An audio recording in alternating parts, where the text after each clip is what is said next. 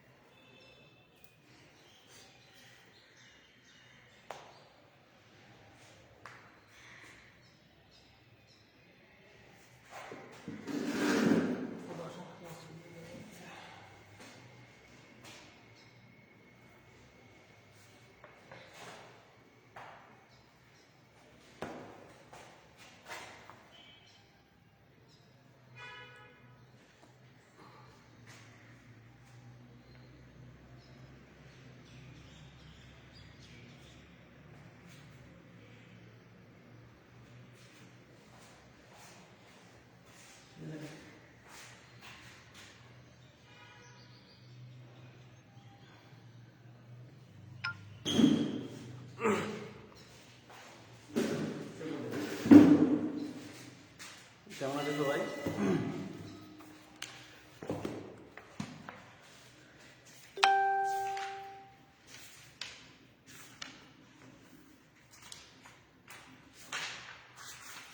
আজকে আমরা যে চ্যাপ্টারটা পড়বো এটা আসলে অনেক বড় একটা চ্যাপ্টার, প্রোগ্রামিং এর রিলেটেড যে চ্যাপ্টারটা। এটা বেসিক্যালি প্রোগ্রামিং একটা অনেক বড় একটা ফিল্ড, মানে এত বিশাল ফিল্ড যেটা হচ্ছে অনেক বেশি, এটা গ্রোথ অনেক বেশি আর কি।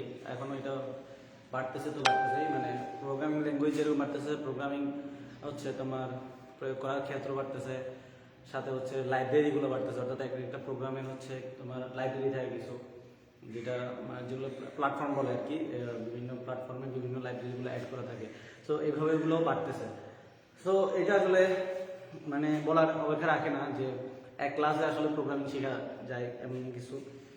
আমরা জাস্ট কিছু ধারণা নিব, আমরা আগেও ইন্টারমিডিয়েট আমরা করে আসছি, ওই জিনিসগুলো একটু রিভিউ করবো। আর কি কি টপিক থেকে আমাদের ইন্টারমিডিয়েট লেভেলে হচ্ছে আসতে পারে, মানে ইন্টারমিডিয়েট লেভেলের যে কোয়েশ্চেনগুলো ভার্সিটি এক্সামে যেগুলো আসতে পারে, ওই জিনিসগুলোই আসলে করা আর কি, দেখে দেওয়া। সেখানে হচ্ছে তোমার যে এখানে ভার্সিটিতে যেহেতু আমাদের এমসিকিউ আসবে, রিটেন আসবে না, মানে সম্ভাবনাটা খুব কম। তাও রিটেন যদি কোথাও আসে সেখানে খুব বড় কোনো কোড লিখতে দিবে না, আসবে হয়তো বা ছোটোখাটো একটা দুটা কোড, যেটা আমরা বইতে আমরা যে উদাহরণগুলো সাধারণত দেখছি। এবং ওই যে লাস্টের দিকে যে একটু জটিল কিছু উদাহরণ দেওয়া আছে, ওগুলো আসার সম্ভাবনা একটু কম আর কি। তো বইগুলো আমি উল্টাই দেখলাম, এখানে হচ্ছে তোমার মানে এমনভাবে এগুলো করা যে তুমি বুঝতে পারবা যে তোমার ইম্পর্টেন্ট টপিক অ্যাকচুয়ালি কোনটা। তবুও হচ্ছে লাস্টের দিকে আমাদের কিছু বড় বড় এক্সাম্পল দেওয়া আছে, যেগুলো সম্পর্কে আসলে ইন্টারমিডিয়েটেও আসে না, সাথে হচ্ছে ভার্সিটি এক্সামেও আসার সম্ভাবনা খুব কম। মানে এটা বইটা এমনভাবে ডিজাইন করা হয়েছে যাতে কি আরও যদি আগ্রহ থাকে যে সে প্রোগ্রামিং শিখবে, সেক্ষেত্রে এখান থেকে শুরু করে ফেলতে পারবে। আর যদি কারো যদি আগ্রহ থাকে না আমি পরীক্ষায় পাশ করবো, সে এখান থেকে অনেক কিছু বাদ দিয়েও সে পরীক্ষায় পাশ করে ফেলতে পারবে এবং এ প্লাসও পাইতে পারবে, ভার্সিটিতে চান্স পাবে। সো এখানে বইটাতে আসলে রিসোর্স একটু বাড়াই দেওয়া হয়েছে ওই কারণেই, যাতে কারো যদি আগ্রহ থাকে সে অ্যাকচুয়ালি এই ফিল্ডের সম্পর্কে ইন্ট্রোডাকশনটা যাতে পেয়ে যায় আর কি। তো ফার্স্টে আমাদের এখানে সি প্রোগ্রাম নিয়ে আসলে কথা বলা হয়েছে, যদিও সি প্রোগ্রামটা একমাত্র প্রোগ্রামিং ল্যাঙ্গুয়েজ না, অনেক প্রোগ্রামিং ল্যাঙ্গুয়েজে আছে। আমাদের প্রোগ্রামিং চ্যাপ্টারের ফার্স্টের যে অংশটা, ওইখানে বিভিন্ন প্রোগ্রামিং ল্যাঙ্গুয়েজের আমরা নামগুলো দেখছি। সো ওগুলা সম্পর্কে এখানে মানে ওগুলোর কাজ সম্পর্কে বলা হয়েছে, বিশেষত যেই প্রোগ্রামিং ল্যাঙ্গুয়েজগুলো যে বিশেষ ক্ষেত্রে ইউজ হয় ওই জিনিসগুলো এখানে বলা হয়েছে। আর সি প্রোগ্রাম সম্পর্কে এখানে ইন্ট্রোডাকশনটা দেওয়া হয়েছে। তো সি প্রোগ্রামেরও মানে একেবারে বেসিক কিছু প্রবলেম দেওয়া হয়েছে, ওগুলো সলিউশন সহ দেওয়া হয়েছে। সো কি কি আসতে পারে ওই জিনিসগুলো এখানে আমি একটু করে বলবো, সাথে হচ্ছে কিছু টপিক আমি দেখাই দেওয়ার চেষ্টা করবো যাতে আমরা ওই টপিকগুলোতে হচ্ছে গুরুত্ব দিয়ে পড়ি আর কি। তো আমার কাছে যে বইটা আছে সেটা হচ্ছে তথ্য যোগাযোগ প্রযুক্তি, তোমার প্রফেসর মুজিবুর রহমান স্যারের বইটা। সো এই বইটা থেকে আমি মানে দেখাবো যে টপিকগুলো, ওই টপিকগুলো সব প্রত্যেকটা বইতেই আছে। আমি সেই জন্য তোমরা টপিকের নামটা লিখে রাখবে আর কি, ভিডিও থেকে পরেও লিখে রাখতে পারো। তো ওই টপিকগুলো তোমরা একটু ভালো মতো দেখবা, যেখান থেকে আমাদের এমসিকিউ হওয়ার সম্ভাবনা, আসার সম্ভাবনাটা একটু বেশি আর কি। এছাড়া তোমার কিছু আমি কোড থেকে যদি কোনো আসার মানে মনে হয় যে টপিকগুলো থেকে যে আসার মতো ওগুলো আমি একটু ডিসকাস করবো।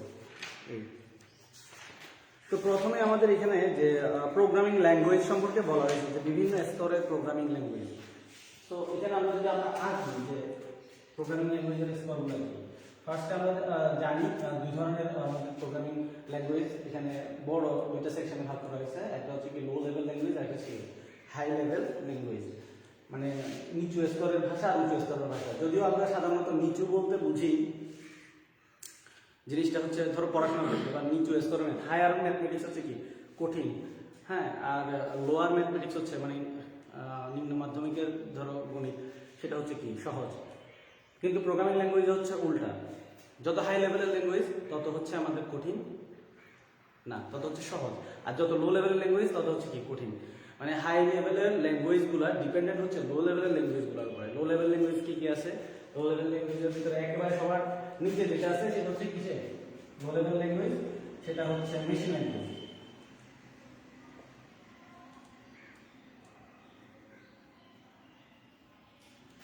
অনেক জায়গায় বাইনারি ল্যাঙ্গুয়েজও বলতে পারে অনেক সময়। মেশিন ল্যাঙ্গুয়েজ এটাতে কি কি আছে? এটাতে জাস্ট 0 1 এইসব বাইনারি নাম্বারগুলো আছে, অথবা এই বাইনারি নাম্বারগুলো আমরা এখানে 0 1 দিয়ে প্রকাশ করতেছি। অ্যাকচুয়ালি 0 1 তো মেশিন বুঝে না। আসল কথা হচ্ছে 0 কে আর এখানে মেশিনে প্রকাশ করা হচ্ছে ধরো 0 ভোল্ট দিয়ে, আর 1 কে প্রকাশ করা হচ্ছে 5 ভোল্ট দিয়ে, তাই না? মেশিন আসলে 0 1 ও বুঝে না। আমরা যে বলি মেশিন 0 আর 1 বুঝে, অ্যাকচুয়ালি মেশিন বুঝে 0 ভোল্ট আর 5 ভোল্ট, বা অন্যভাবে ডিজাইন করা হয় -5 ভোল্ট 5 ভোল্ট যেভাবে করা হয় আর কি। সো মেশিন ল্যাঙ্গুয়েজ এইটা হচ্ছে আমাদের সবার লো লেভেল ল্যাঙ্গুয়েজেও সবার নিচে আর কি। এটাই মেশিন বা হচ্ছে কম্পিউটার এটা হচ্ছে বুঝে। এরপরে এইটাকে আবার অন্যভাবে প্রকাশ করা যেতে পারে, যেমন ধরুন হেক্সাডেসিমাল দিয়ে, হ্যাঁ, হেক্সাডেসিমাল দিয়ে এটাকে প্রকাশ করা যেতে পারে, ঠিক আছে? যেমন ধরো আমি একটা মেমোরি অ্যাড্রেস লিখলাম, ধরো B0 মেমোরি অ্যাড্রেস লিখলাম, ঠিক আছে? B0 এটা দ্বারা কি বোঝাচ্ছে? B দ্বারা বোঝাচ্ছে আমাদের হচ্ছে 11 মানে কত? 11 মানে হচ্ছে 1011, আর এটা ধরো আমরা 0 বুঝাচ্ছি, সো এটা 0000। তো এটাকে তুমি বাইনারিতে চিন্তা করো, হেক্সাতে চিন্তা করো, আসলে এগুলো আসলে মেশিন বুঝতেছে না। মেশিন বুঝতেছে এখানে আছে কত 0 volt, sorry 5 volt, 0 volt 5 volt 5 volt এরকম করে। সো আমাদের মেশিন ল্যাঙ্গুয়েজ হচ্ছে এটা। এখন এই মেশিন ল্যাঙ্গুয়েজে তো এখন অনেক ঝামেলা আছে, কারণ হচ্ছে মেশিন ল্যাঙ্গুয়েজ তো যে বানাইছে সে ছাড়া আর কেউ জানে না। সে ডিজাইন করছে ওইভাবে, কম্পিউটারটাকে ওইভাবেই ডিজাইন করছে যে এই মেমোরি অ্যাড্রেস যদি আমি এই মেমোরি অ্যাড্রেসকে এইভাবে হচ্ছে আমি কি ডিফাইন করব, বা এই মেমোরি অ্যাড্রেসে আমি ধরো অ্যাড বললাম, ঠিক আছে? অ্যাড মানে যোগ করার জন্য, ওই যোগ অ্যাড কথাটা তো অ্যাড বলতে কি বোঝাবে? অ্যাড বলতে যে বোঝাবে যে প্লাস সাইনটা, এটা আমরা বুঝতেছি। কিন্তু মেমোরিতে আমাদের এই অ্যাড বলার সাথে সাথে অ্যাডারে যেতে হবে, তাই তো? অপারেশনটাকে কিসে যেতে হবে? অ্যাডারে যেতে হবে। তো মেমোরি বা প্রসেসরে কোন জায়গায় অ্যাডার আছে এটা তো আমরা জানি না, যে বানাইছে সে জানবে, যে কম্পিউটারটা ডিজাইন করছে সে জানবে। সো অ্যাড বলার সাথে সাথে অ্যাড বলে আমি বললাম যে 2 আর 3 অ্যাড করো। অ্যাড বলার সাথে সাথে অ্যাডার যেখানে আছে, তাই তো? অ্যাডার যেখানে আছে ওইখানে যাইতে হবে, প্রসেসরের ওই ঠিকানাতে যাইতে হবে, বা arithmetic and logic unit ALU যেটাকে বলে ওইটাতে যেতে হবে। সো ওই জায়গায় যদি যেতে হয় তাহলে ওইটার অ্যাড্রেসটা বা ওইটার কোন লোকেশনে আছে ওইটা তো যে মেশিনটা বানাইছে সে জানবে। সো এই জিনিসগুলো অ্যাকচুয়ালি তাহলে মেশিন ল্যাঙ্গুয়েজটা কিসের উপর ডিপেন্ডেন্ট? আমাদের মেশিনের উপরে ডিপেন্ডেন্ট এবং যে ডিজাইন করছে তার উপরে ডিপেন্ডেন্ট। তাহলে মেশিন ল্যাঙ্গুয়েজ দিয়ে এক এক মেশিনের এক একটা ল্যাঙ্গুয়েজ হবে, এরকম বিষয়টা হয়ে যাচ্ছে, তাই না? যদিও একটা মোটামুটি একটা গ্রহণযোগ্য সারা ওয়ার্ল্ডে ওইরকম থাকবে, কিছু মানে প্যাটার্ন থাকবে, কিন্তু ওভারঅল তোমার মেশিন ল্যাঙ্গুয়েজটাতে কাজ করাটা অনেক ডিফিকাল্ট হয়ে যায়, হ্যাঁ। এই কারণে পরে পরবর্তীতে একটু আপগ্রেড করে সেটাকে কি অ্যাসেম্বলি ল্যাঙ্গুয়েজে নিয়ে আসা হয়েছে, যেখানে কিছু কিছু অপারেশন করা যায় যেটা মানুষ বুঝতে পারে। অ্যাড বললে আমরা বুঝতেছি যোগ করতেছে, বা সাব বললে বা মাল বললে মাল অ্যানুয়াল মাল মাল্টিপ্লিকেশন এই জিনিসগুলো বুঝতেছে। সো এইভাবে আস্তে আস্তে আসলে আমাদের কিসে অ্যাসেম্বলি ল্যাঙ্গুয়েজ।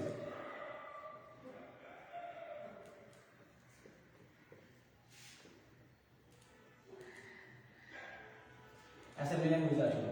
সো মেশিন এবং অ্যাসেম্বলি ল্যাঙ্গুয়েজ, মেশিন ল্যাঙ্গুয়েজ থেকে আমাদের অ্যাসেম্বলি ল্যাঙ্গুয়েজটাতে আসলো। তো আমরা অ্যাসেম্বলি ল্যাঙ্গুয়েজে কি করব, কোড লিখবো এবং ওইটা আবার কিসে, মেশিনে কনভার্ট হয়ে, মেশিন কোডে কনভার্ট হয়ে মেশিন বুঝবে। তাহলে এই দুটার মাঝখানে একটা অনুবাদক, যে হচ্ছে মানুষের ভাষাকে যারা অনুবাদ করে তারা আমরা কি বলি, আমরা দোভাষী বলি, তাই না, বাংলাতে দোভাষী বলি। সো এইখানে আমাদের যে দোভাষীগুলো থাকবে সেটা বিভিন্ন ধরনের নাম আছে। অ্যাসেম্বলি ল্যাঙ্গুয়েজের ক্ষেত্রে এই দোভাষীটাকে বলে, যে দোভাষীটা ইউজ হয় তাকে বলে কি অ্যাসেম্বলার, তাই তো। সো অ্যাসেম্বলি ল্যাঙ্গুয়েজে আমরা একটা কোড লিখবো, ওই কোডটা অ্যাসেম্বলার কি করবে, মেশিন ল্যাঙ্গুয়েজে কনভার্ট করে কম্পিউটারকে দিবে, তাই তো, সিপিইউ কে দিবে, ধরলাম সিপিইউ, তো কম্পিউটারকে দিবে।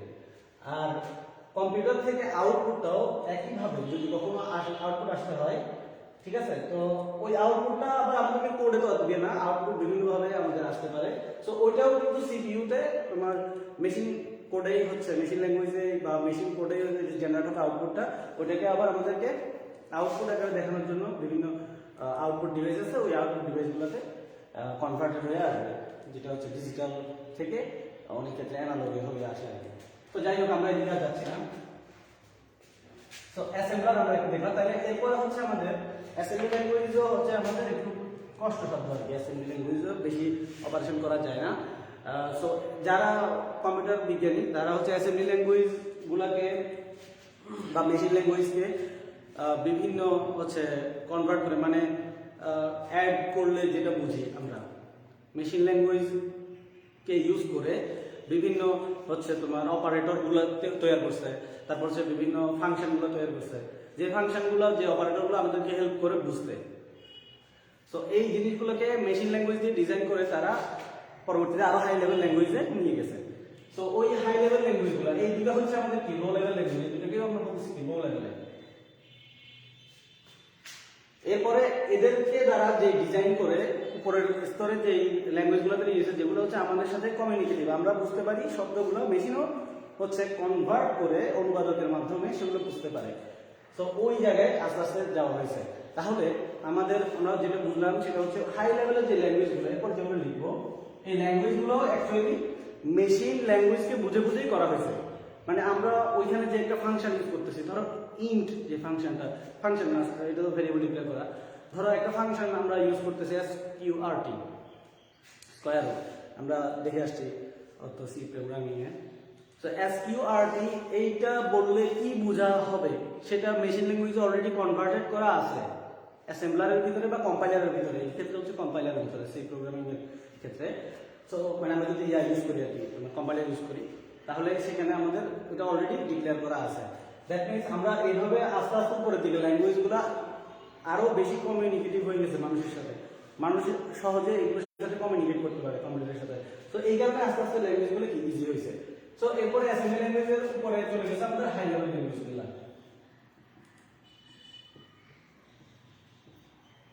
হাই লেভেল ল্যাঙ্গুয়েজগুলো তো এখানে আমাদের যেমন আছে অ্যাসেম্বলি ল্যাঙ্গুয়েজটা আমরা জানি, মেশিন ল্যাঙ্গুয়েজও জানি, হাই লেভেল ল্যাঙ্গুয়েজের কিছু উদাহরণ আমরা জানি, যেমন সি আছে, পাইথন, এরকম আরো অনেক আছে হাই লেভেল ল্যাঙ্গুয়েজ। বেশিরভাগ ল্যাঙ্গুয়েজে এখনো পর্যন্ত কি এই লেভেলেই আছে। এরপর হচ্ছে ভেরি হাই লেভেল ল্যাঙ্গুয়েজ, আরো কিছু আছে যেগুলো মানে আরো খুব কমিউনিকেটিভ আর কি। যেমন ধরো আমরা জানি হচ্ছে ডাটাবেজ ল্যাঙ্গুয়েজ, যেটা হচ্ছে তোমার SQL, অথবা মানে ডাটাবেজ ল্যাঙ্গুয়েজের ক্ষেত্রে আর কি আরো কিছু উদাহরণ আছে। সো SQL সহ আরো যেসব ল্যাঙ্গুয়েজ আছে যেগুলো আরো বেশি কমিউনিকেটিভ, আরো বেশি আমরা মানে মোট কথা প্রোগ্রামিং নলেজটা আস্তে আস্তে আরো কম লাগতেছে। মানে মেমোরি অ্যাড্রেস সম্পর্কে জানা, ইন্টিজার সম্পর্কে জানা, ভ্যারিয়েবল সম্পর্কে জানা, এসব জানার আরো প্রয়োজনটা কম করতেছে আর কি। সো ওইখানে আমরা পাইতেছি আরো very high level language, very high level language. তো এখানে আমাদের কিছু উদাহরণ আছে, বই থেকে দেখে নিবা তোমরা, আশা করি বইটা পড়ছোই। এখানে আরো কি কয়েকটা উদাহরণ আছে, আমরা SQL এর কথা মনে আছে।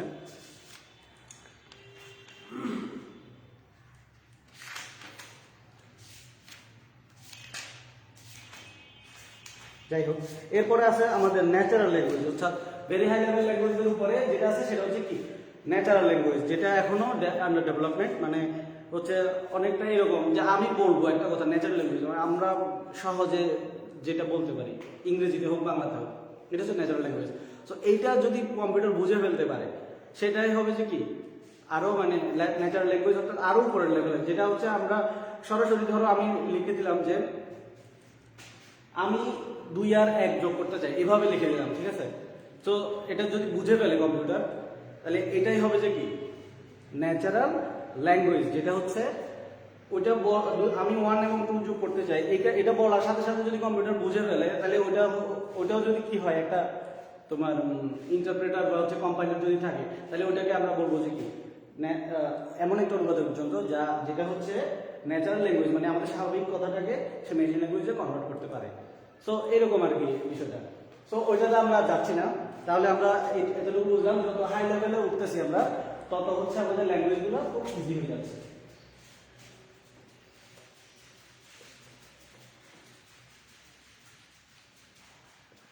আচ্ছা, এখন আমরা এখানে যে টপিকগুলো আমরা মনে হচ্ছে আমার এখানে ইম্পর্টেন্ট, যেটা তোমাদের সি প্রোগ্রামের আগে যে চ্যাপ্টারটা এই বইটাতে 2টা ভাগে ভাগ করা হয়েছিল। যাই হোক, তোমরা যে বই পড়ো ওখানেও থাকতে আশা করি। সেখানে হচ্ছে তুমি কোন কোন ল্যাঙ্গুয়েজের কোন কোন লেভেলে কোন কোন ল্যাঙ্গুয়েজ আছে এই টপিকটা তুমি একটু দেখে নিবা যে কোন লেভেলে কোন কোন ল্যাঙ্গুয়েজ আছে। যেমন আমরা একটু আগে দেখলাম এই টপিকটা আর কি।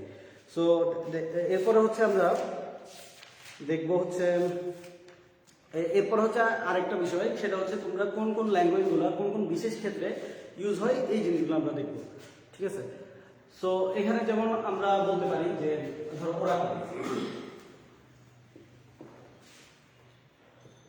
ওরাকল, সো এটা আমরা জানি এটা ডাটাবেস ল্যাঙ্গুয়েজ, ঠিক আছে, ডাটাবেস ল্যাঙ্গুয়েজ।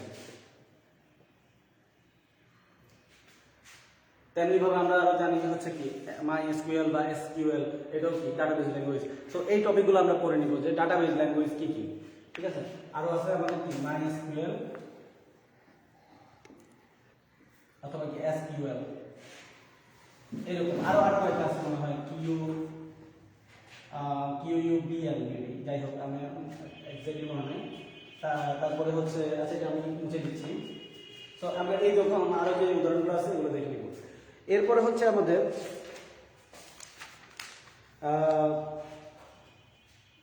আমাদের অবজেক্ট ওরিয়েন্টেড ল্যাঙ্গুয়েজ কি কি এই জিনিসগুলো আমরা দেখব। এটা হচ্ছে ডাটাবেস ল্যাঙ্গুয়েজ।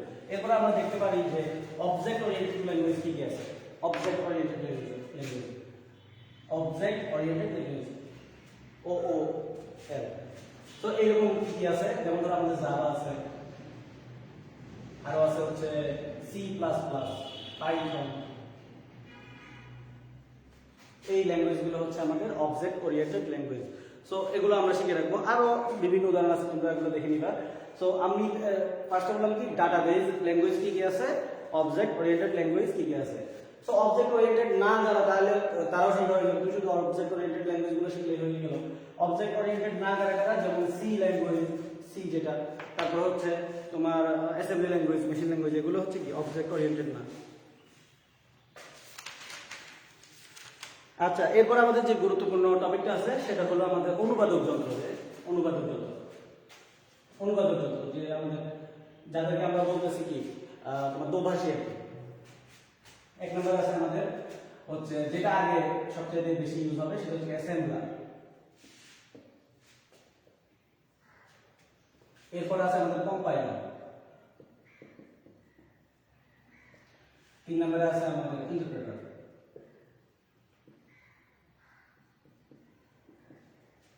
তার ভিতরে হচ্ছে আমাদের এই দুটোই হচ্ছে ইম্পর্টেন্ট বেশি অ্যাসেম্বলার থেকে, কারণ অ্যাসেম্বলার তো অ্যাসেম্বলি ল্যাঙ্গুয়েজ ছাড়া অন্য কোনো ল্যাঙ্গুয়েজে ইউজ করা যাচ্ছে না। সো আমরা মূলত শিখবো হচ্ছে কম্পাইলার আর ইন্টারপ্রেটার। তো তোমরা একটা জিনিস খেয়াল করো, ইন্টারপ্রেটার কথাটার অর্থ কিন্তু দোভাষী, অনেক ক্ষেত্রে তুমি এই কথাটা শুনে রাখতে পারো। যাই হোক, সো আমাদের এখানে যে অ্যাসেম্বলার, কম্পাইলার আর হচ্ছে ইন্টারপ্রেটার, এই 3টা টপিক আমরা দেখবো, মানে ভালো করে দেখবো কোনটা কি হচ্ছে তোমার বৈশিষ্ট্য হয়, কোনটা কি বৈশিষ্ট্য। বিশেষত হচ্ছে কম্পাইলার আর ইন্টারপ্রেটারের। সো পার্থক্যটা দেখলে আমাদের অ্যাকচুয়ালি হয়ে যাবে, সেটা হচ্ছে কি যে কম্পাইলার কি করে সমগ্র প্রোগ্রামটাকে একবারেই কম্পাইল করে সেখানে এরর আছে কিনা সেটা সহ তোমাকে শো করবে, এবং এটাকে একবারেই কি তোমার অবজেক্ট ল্যাঙ্গুয়েজ, যেটা মেশিন ল্যাঙ্গুয়েজ আর কি, অবজেক্ট প্রোগ্রাম যেটাকে বলে। আমরা তো এই জিনিসটা জানি আশা করি যে একটা হচ্ছে কি অবজেক্ট প্রোগ্রাম, অবজেক্ট, আর একটা হচ্ছে সোর্স কোড, সোর্স প্রোগ্রাম বা সোর্স কোড। তো এই সোর্স কোডটাকে অবজেক্ট প্রোগ্রাম বা হচ্ছে মেশিন ল্যাঙ্গুয়েজ যেটা, হ্যাঁ machine language, machine language MECH, machine language, machine ল্যাঙ্গুয়েজে যেটা কনভার্ট করতেছে সোর্স কোডটাকে, সোর্স কোড মানে যে কোনো ল্যাঙ্গুয়েজে লেখা কোড, এটাকে যে মেশিন ল্যাঙ্গুয়েজে করতেছে তারাই হচ্ছে কি কম্পাইলার, ইন্টারপ্রেটার, আর হচ্ছে কি অ্যাসেম্বলার। সো সোর্স কোডটাকে আমাদের মেশিন ল্যাঙ্গুয়েজে যেটা কনভার্ট করতেছে কম্পাইলার, সেটা হচ্ছে পুরো কোডটাকে কি একবারই করতেছে, আর ইন্টারপ্রেটার করতেছে কি লাইন বাই লাইন। আমি একটু এটা উদাহরণ দিয়ে আমি বলি।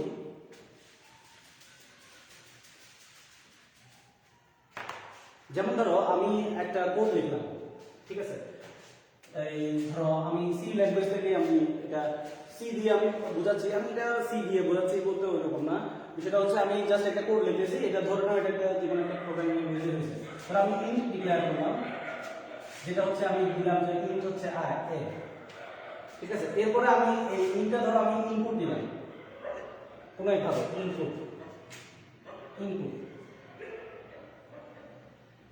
ইনপুট নিলাম, ধরো আমি ইন্ট এ কোনো একভাবে ইনপুট নিলাম, ঠিক আছে। সো এখানে তো আমাদের কোনো একটা ঝামেলা হওয়ার কথা না, কিন্তু আমি যদি এটাকে এই যে ইন্টটা লিখলাম, ইন্টের পরে যদি আমি এটাকে কোনো একভাবে অপারেশন করে এমনভাবে মডিফাই করে ফেলি যেন এটা হয়ে গেছে একটা ক্যারেক্টার, ঠিক আছে, তখন আমাদের এই ঝামেলাটা হবে, যেটা হচ্ছে আমাদের যেটা এরর মেসেজ দেবে। সো আমরা যদি এটাকে চিন্তা করি যে আমরা যদি ধরো এটাকে ইনপুট লিখেছি, ইনপুট এম্পারসেন্ট দিয়ে লিখেছি, ধরো আমি এখানে দিলাম হচ্ছে সি ক্যারেক্টার। সো এখানে আমাদের একটা এরর মেসেজ আসবে, ধরো ডেস্কটপে প্লেনে আমি ইনপুট লিখলাম আর কি। সো এটা হচ্ছে আমাদের এখানে একটা এরর মেসেজ আসবে। এখন কম্পাইলার করবে পুরো কোডটাকে একবারে দেখে ফেলবে, দেখে তারপরে কোথায় কোথায় এরর আছে সেটা বলবে, সে পরে লাইনগুলো সহ সে এরর আছে ওগুলো সহ দেখবে। কিন্তু ইন্টারপ্রেটার করবে কি এই লাইনে সে এক্সিকিউশন বন্ধ করে দেবে। সে যদি পরের লাইনে ধরো আমি অন্য কোনো অপারেশন করলাম, ধরো বি সমান আমি লিখলাম, এখানে ধরো আমি বিটাও ধরো কোথাও ডিক্লেয়ার করে দিচ্ছি যে বি, তো বি সমান a+1 এভাবে লিখলাম।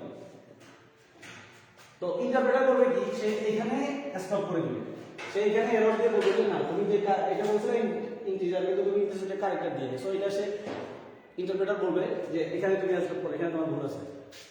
আর কম্পাইলার করবে কি পুরো কোডটা এক্সিকিউট করে কোথায় ভুল আছে এটা আমাদেরকে শো করবে, কোথায় কোথায় ভুল আছে।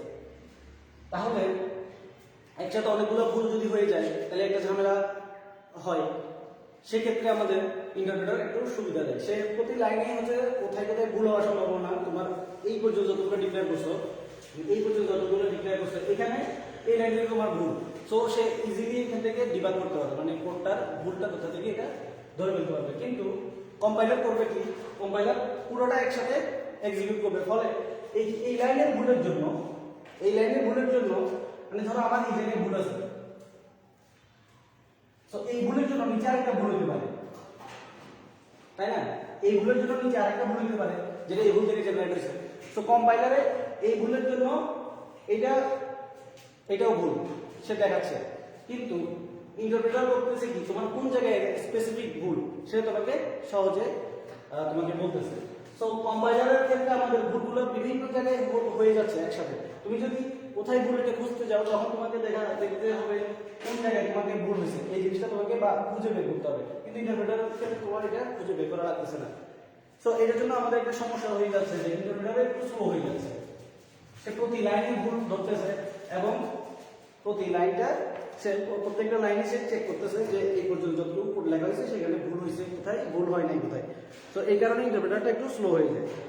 আর আমরা যদি এখানে পার্থক্য দেখতে চাই সেটা হচ্ছে তোমার ইন্টারপ্রেটারের সমস্যা আছে, যে সমস্যা হচ্ছে তোমার প্রত্যেকবারে সে আবার মানে প্রত্যেকবার ইউজের জন্য আবার সেই পুরো কোডটাকে কি করতে হয়, অনুবাদ করতে হয়, এক্সিকিউশন টাইমটা অনেক বেশি লাগে এই কারণে। সো কম্পাইলারের কিছু সুবিধা আছে অসুবিধা আছে, এই পার্থক্যটা তোমরা একটু ভালো করে দেখবে, যেটা মানে এই চ্যাপ্টারের ভিতরে one of the most important. এরপরে হচ্ছে আমরা যেটা দেখবো যে তোমার মানে একটা হচ্ছে প্রোগ্রামের যে স্তরগুলা, সেই স্তরগুলো সম্পর্কে আমরা একটু দেখবো যে হচ্ছে আমাদের 5টা স্তরে একটা মানে সফটওয়্যার একটা কি প্রোগ্রাম তৈরি করা হয়।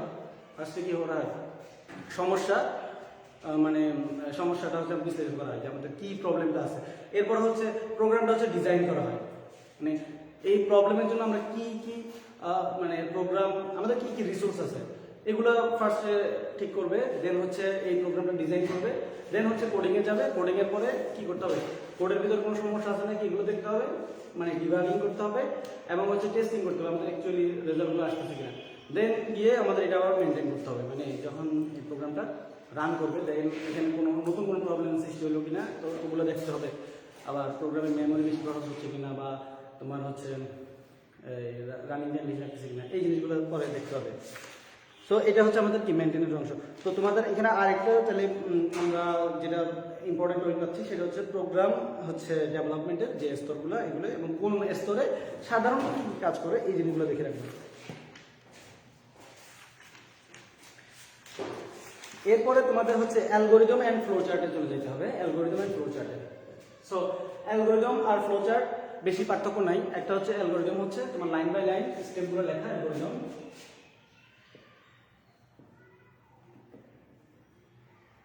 আর একটা হচ্ছে ফ্লো চার্ট। তো অ্যালগোরিদম আর ফ্লো চার্টের ভিতরে মেইন পার্থক্যটা বলতে দুটোই আসলে কি আমাদের সলিউশনের জন্যই, যে আমাদের প্রোগ্রাম ডিজাইন করতে সুবিধা হওয়ার জন্যই করা হয়। যদি এখানে আমাদের যে প্রবলেমগুলো বইতে আছে এগুলো দিয়ে আসলে অ্যালগোরিদম বা ফ্লো চার্টের অ্যাকচুয়াল যে তোমার নিড যেটা ওটা ভালো মতো বোঝা যায় না। বড় বড় প্রোগ্রাম করার ক্ষেত্রে এই জিনিসগুলো খুব কাজে লাগে। সো অ্যালগোরিদমে হচ্ছে আমাদের হচ্ছে স্টেপ বাই স্টেপগুলো লেখা হয়, স্টেপ বাই স্টেপ লেখা হয়, আমাদের স্টেপগুলো লেখা হয় এখানে হাতে মানে লিখিতভাবে। আর ফ্লো চার্ট হচ্ছে আমাদের সাইন ইউজ করা, বিভিন্ন চিহ্ন দিয়ে এগুলাকে ডিনোট করা হয়, চিহ্ন ইউজ করা হয়। সো এই দুটোর এই পার্থক্যটা আমরা জানি। সাথে হচ্ছে এখানে আমাদের ফ্লো চার্টের কয়েকটা তোমার চিহ্ন আছে, যে চিহ্নগুলো আমাদের মানে চিহ্ন বলতে সাইন আর কি, বিভিন্ন হচ্ছে জ্যামিতিক সাইন আছে, এই সাইনগুলো আমরা খুব ভালো করে দেখবো। তার ভিতরে হচ্ছে ইম্পর্টেন্ট যেটা ফ্লো চার্ট আমাদের সিস্টেম ফ্লো চার্ট আর একটা প্রোগ্রাম ফ্লো চার্ট, দুইটা আছে বইতে দেখবা। ফ্লো চার্ট দুই রকম, একটা হচ্ছে কি সিস্টেম ফ্লো চার্ট আর একটা হচ্ছে programme flow chart.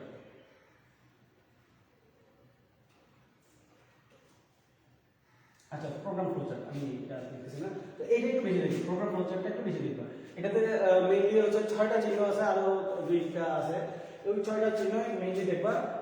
System flow চার্টও দেখবা কিছুটা, তবে প্রোগ্রাম ফ্লো চার্টের উপরে বেশি জোর দিবা, আর অ্যালগরিদমটা একবার ডিল করবা। ঠিক আছে, মেইন ফোকাসটা দিবা হচ্ছে প্রোগ্রাম ফ্লো চার্টের উপরে, সিস্টেমটাও কিছুটা দেখবে, এটাতে ওয়ান স্টার দাও।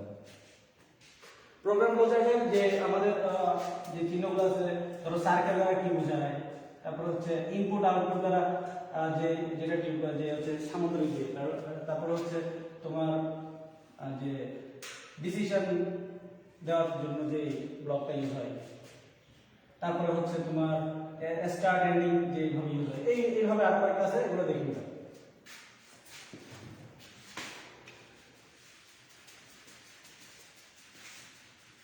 আর এখানে যদি তুমি ইয়া করতে চাও যে ফ্লো চার্টের অ্যাকচুয়াল হচ্ছে মানে ধরো ফ্লো চার্ট তোমাকে দিয়ে দিচ্ছে, এখানে আউটপুটগুলো কি হবে এটা আসতে পারে, এই ধরনের প্রবলেমও আসতে পারে।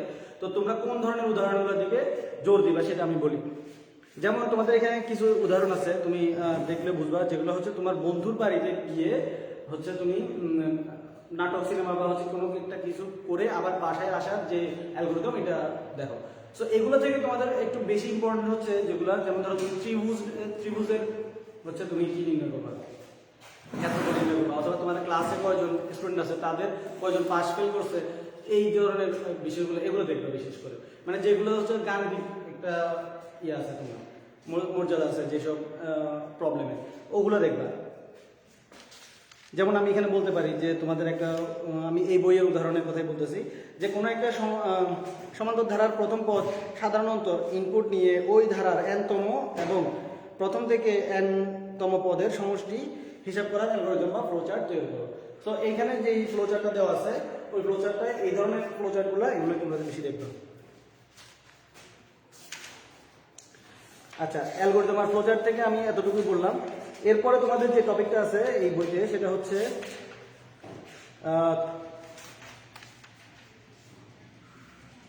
প্রোগ্রাম ডিজাইন মডেল, এই কিছু বিষয় আছে। তারপরে এখানে যেমন visual programming, object oriented programming, এই যে ওওপির কথা বললাম, অবজেক্ট ওরিয়েন্টেড প্রোগ্রামিং, এটার হচ্ছে 3 ধরনের হচ্ছে কোয়ালিটি থাকে। এই জিনিসগুলো একবার করে দেখে নিবা। ওওপিটা ইম্পর্টেন্ট, আমি আগে বলছি যে অবজেক্ট ওরিয়েন্টেড প্রোগ্রামিং যেটা ওটা ইম্পর্টেন্ট। আচ্ছা, এটা ওওএল লিখছিলাম, এটা হচ্ছে ওওপি হবে, অবজেক্ট ওরিয়েন্টেড প্রোগ্রামিং। আচ্ছা দেখো, এরপর আমরা হচ্ছে সি ল্যাঙ্গুয়েজে ঢুকে যাই, যেটা হচ্ছে তোমাদের সি। এখানে আসলে বাছাই করা হয়েছে এই জন্যই যে আসলে যে কোনো কেউ প্রোগ্রামিং শিখতে হলে বেসিকটা ভালো হয় সি ল্যাঙ্গুয়েজ শেখার মাধ্যমে। সো সি ল্যাঙ্গুয়েজে আমরা এখানে কি কি টপিকগুলো আমরা একটু বেশি দেখবো সেগুলো আমরা একটু দাগিয়ে ফেলি।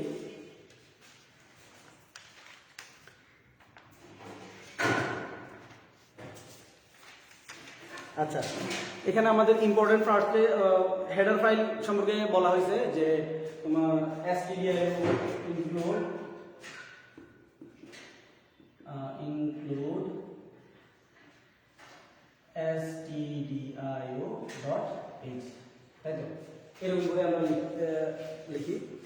এখন এইটার ভিতরে কি কি, এই হেডার ফাইলের ভিতরে, আচ্ছা হেডার ফাইলটা কি এটা আগে একটু ছোট করে ধারণা দিই যে আমাদের বিভিন্ন যে লাইব্রেরিগুলো বলছিলাম আমি, এক একটা প্রোগ্রামিং ল্যাঙ্গুয়েজের অনেকগুলো লাইব্রেরি থাকে, মানে অনেকগুলো ফাংশন আগে থেকেই তৈরি করা থাকে, যাতে হচ্ছে মানুষের খুব সহজে এই ফাংশনগুলো যে আগে যেগুলো তৈরি করা হয়েছে ওগুলো যাতে সহজেই পরে ইউজ করতে পারে। তো এখানে যে ফাংশনগুলো সবগুলো একসাথে, যে ফাংশনগুলো তৈরি করা হয়েছে আর কি, সবগুলো একসাথে যদি আমি প্রত্যেকবার রান করতে যাই তাহলে রান টাইম অনেক লাগবে, তাই না? অনেক বেশি সময় খেয়ে ফেলবে। সো যাতে সবগুলো আমার যে প্রয়োজনীয় ফাংশনগুলো দরকার ওগুলি আমি ওই হেডার ফাইলগুলো যদি আমি ইনক্লুড করে ফেলি তাহলে আমার রানিং টাইমটা অনেক কম লাগবে। আমার সবগুলো তো একসাথে রান করার দরকার নেই, সব মানে হেডার ফাইল সবগুলো একসাথে অ্যাড করার দরকার নেই। সো এই কারণেই এই যে ইনক্লুড দিয়ে আমাদের হেডার ফাইলগুলো যোগ করতে হবে। সো এখানে আমাদের যে চার্টটা আছে সেখানে আমরা দেখবো যে মানে কোন কোন টপিকগুলো বেশি ইম্পর্টেন্ট সেটা দেখবো, মানে হেডার ফাইলের ভিতরে আমরা নিজেরাও জানি এগুলো হচ্ছে stdio.h, onio.h আর হচ্ছে তোমার math.h। কোনটার ভিতরে কোন কোন ফাংশন আছে সেগুলো আমরা দেখব। যেমন আমরা ম্যাথের ভিতরে আমরা জানি sqrt আছে, তারপর হচ্ছে onio আছে তোমার get character geth, তারপর হচ্ছে stdio.h এর ভিতরে printf আছে। এই ধরনের এই জিনিসগুলো আমরা দেখে নেব এই চারটা।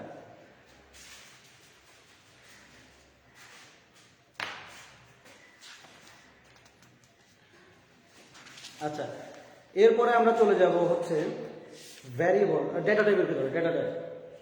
ডেটা টাইপ এখানে আমাদের কি কি ডেটা টাইপ আছে এবং কোন কোন ডেটা টাইপে কি কি ধরনের ডেটা সাপোর্ট করে, মানে সোজা কথায় বললে ইন্টিজার কোনটা হচ্ছে ইন্টিজারের ভিতরে সাপোর্ট করবে। ধরো আমি যখন 3.2 লিখলাম, 3.2 এটা কিসের ভিতরে যাবে? এটা তো ইন্টিজারে হবে না, তাই না? এটাকে দিতে হবে আমাদের হয় ডাবলে না ফ্লোটে। এই জিনিসগুলো আমাদের জানতে হবে। এটা যাবে কোথায়? হয় ডাবলে অথবা বা ফ্লোট। তো এই জিনিসগুলো আমরা ভালো মতো দেখবো যে ইন্টিজার টাইপের ডাটা, ইন্টিজার কি কি, ক্যারেক্টার কি কি। যেমন ক্যারেক্টার আমি লিখে ফেলি, মানে মেইন কোনগুলো আমাদের এখানে দেখতে হবে। যেমন আমরা দেখবো হচ্ছে ইন্টিজার, ক্যারেক্টার,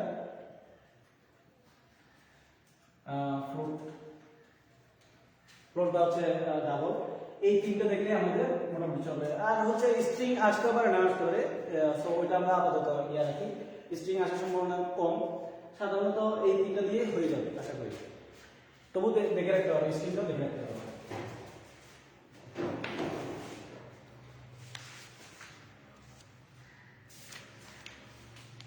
আচ্ছা, এটা হচ্ছে তোমরা পাবে হচ্ছে তোমরা হচ্ছে সি প্রোগ্রামিং এর ডেটা টাইপ একটা হচ্ছে চার্ট আছে, ওটার ভিতরে তোমরা পেয়ে যাবে। সবচাইতে ইম্পর্টেন্স দিবা ক্যারেক্টার, ইন্টিজার, ডাবল বা ফ্লোটিং, এগুলোর উপরে। আচ্ছা, এরপরে কনস্ট্যান্ট সম্পর্কে একটু পড়ে রাখবা। কনস্ট্যান্টটা হচ্ছে কি ডিফাইন করে দেওয়া যায় উপরে, অথবা কি ভিতরে লিখতে হলে কি কনস্ট্যান্ট দিয়ে লিখতে হয়, এই জিনিসটা জেনে রাখলে হচ্ছে। তুমি জাস্ট উপরে যদি ডিফাইন দিয়ে যদি আমরা এইভাবে লিখে ফেলি ডিফাইন, মানে প্রোগ্রামের উপরে হেডার ফাইল পরপর ডিফাইন লিখে ফেলি।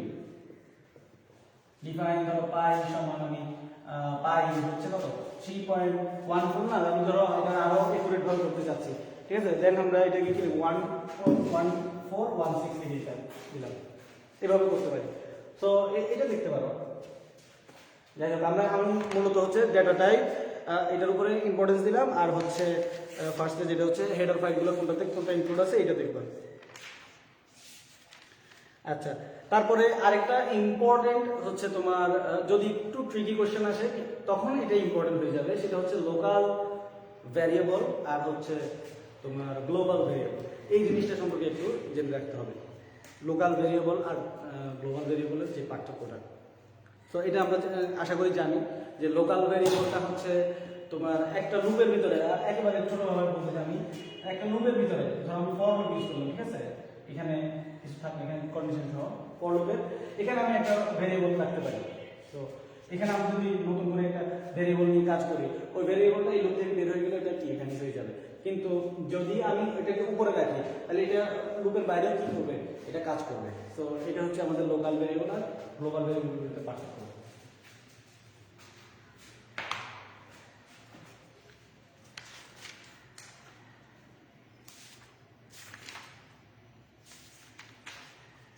আচ্ছা, এরপরে আমরা আরেকটা ইম্পর্টেন্ট চার্ট যেটা সেটা হচ্ছে তোমার কোন ভেরিয়েবলটাকে কিভাবে ইনপুট নেয় এই জিনিসটা জানা।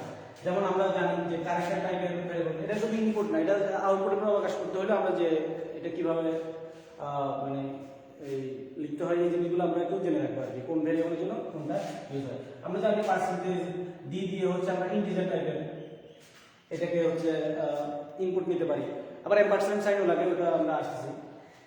সো আবার আউটপুট দেখাতে হলো এটা আমাদের কি এটা ইউজ হয়। তারপর হচ্ছে আমাদের পার্সেন্টেজ এফ ইউজ হয়, তারপর হচ্ছে পার্সেন্টেজ হচ্ছে সি ইউজ হয়, তাই না? এই বিষয়গুলো আমরা একটু দেখে নিব। আবার হচ্ছে যদি লং গ্রুপ হয় তাহলে এল আসবে এখানে, এই জিনিসগুলো আমরা দেখে নিব। সো এই চার্টটা আমাদের কি ইম্পর্টেন্ট, যে চার্টে হচ্ছে আমাদের আছে যে কোন টাইপের ভেরিয়েবলটাকে আউটপুটে দেখাইতে হলে এম্পারসেন্ট দিয়ে কি লিখতে হয় সেটা আমাদের জানা। সো এখানে এটা আমরা দেখে নিব। এখানে এগুলাই এখানে যা বইতে আছে সবগুলো নাম মেইনলি হচ্ছে ইন্টিজার, ফ্লোটিং আর ক্যারেক্টার, এইগুলো বেশি মনে রাখবা, এগুলো মনে রাখলে আশা করি হবে। তারপর পার্সেন্টেজ এস দিয়ে মানে স্ট্রিং একটা আছে, তো ওইটা দেখে নিতে পারো। আচ্ছা, এরপরে একটু লেস ইম্পর্টেন্ট তারপরেও হচ্ছে আমাদের যে এটাতে আছে এই চারটা আমরা দেখে নিব, সেটা হচ্ছে তোমার যে ব্যাকস্ল্যাশ এন যদি প্রিন্টএফ এর ভিতরে থাকে তাহলে আউটপুটটা কিসে দেখায়, একটা নিউ লাইনে দেখায়, আর ব্যাকস্ল্যাশ যদি এফ দেয় তাহলে কি পরের লাইনে দেখায়। সো এই চার্টটা আমরা একটু করে দেখে নিব। তারপরে ধরো এখানে আমাদের যদি নাল ক্যারেক্টার শো করতে হয় এটা ইউজ হয়। সো এই চার্টটা আমরা কি দেখে নিব। তার ভিতরে হচ্ছে ইম্পর্টেন্ট হচ্ছে তোমার নাল ক্যারেক্টারের যেটা সেটা শো করার জন্য, তারপর হচ্ছে পার্সেন্টেজ হচ্ছে ব্যাকস্ল্যাশ হচ্ছে এফ, ব্যাকস্ল্যাশ এন, ব্যাকস্ল্যাশ হচ্ছে নাল ক্যারেক্টার এর জন্য যদি ইউজ হয়, তারপর হচ্ছে ডাবল ব্যাকস্ল্যাশ এটা কেন ইউজ হয়, এই যে তারপর হচ্ছে তোমার ইয়া ইউজ করতে হলে এটা কি বলে কোটেশন ইউজ করতে হলে কোনটা ইউজ হয়, এইগুলো দেখে নিলাম। তো এই চারটা আমাদের ইম্পর্টেন্ট। এইটা থেকেও আমাদের আগের চার্ট যেটা ওটা বেশি ইম্পর্টেন্ট। এরপরে হচ্ছে আমরা চলে যাব হচ্ছে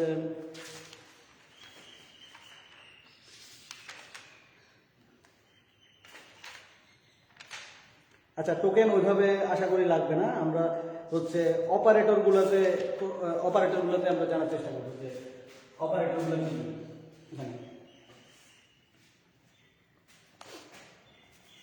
তার ভিতরে হচ্ছে ইম্পর্টেন্ট হচ্ছে আমাদের ইনক্রিমেন্টাল ডিক্রিমেন্টাল অপারেটর কোনটা দ্বারা কি বোঝায় এটা জানতে হবে। হচ্ছে I plus plus I plus plus I, এই দুটোর মানে কি। তো এটা দ্বারা এমনি বোঝাচ্ছে যে I plus plus that means I এর সাথে এক যোগ হবে, এটাও আই এর সাথে এক যোগ হবে, কিন্তু দুটোর ভিতরে একটা ছোট পার্থক্য আছে। সেটা কি, যেটা হচ্ছে আমরা পরে প্লাস প্লাস দিলাম সেটাতে হচ্ছে প্রথমবার যদি আমি এভাবে লিখি যে সমান আই, আচ্ছা এভাবে দেওয়াটা ঠিক হবে না, আমরা যদি এভাবে বলি যে একটা ধরো রূপ শুরু করলাম আমরা ফর লুপ, সাধারণত আমরা লাস্টে এখানে আই প্লাস প্লাস দেই, এখানে আরো দুটা ইয়ে থাকে। সিমিলারলি এখানে আরেকটা প্রবলেম দেখি,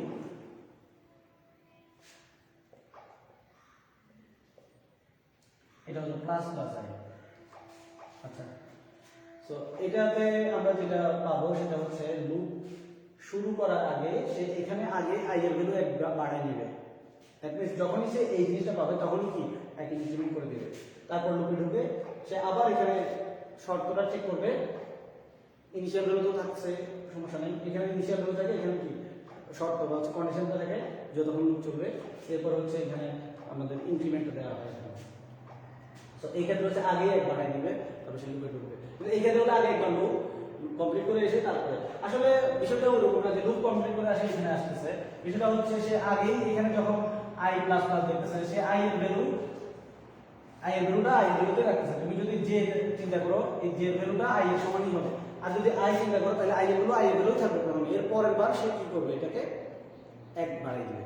তো এইটা হচ্ছে এই দুটো অপারেটর ভিতরে বেসিক পার্থক্য, ইনক্রিমেন্টাল ডেক্রিমেন্টাল। একটা হচ্ছে পোস্ট, একটা হচ্ছে কি প্রি। অর্থাৎ একটা আগে ইউজ হয় আর একটা পরে ইউজ হয়। এটা বলতেছে প্রিফিক্স নোটেশন আর পোস্টফিক্স নোটেশন। পোস্ট মানে হচ্ছে কি পরে। আচ্ছা যাই হোক, এখন আমরা দেখব যে বিভিন্ন অপারেটরগুলো। এটা হচ্ছে এই চ্যাপ্টারের মোস্ট ইম্পর্টেন্ট একটা টপিক, সেটা হচ্ছে কি বিভিন্ন অপারেটর।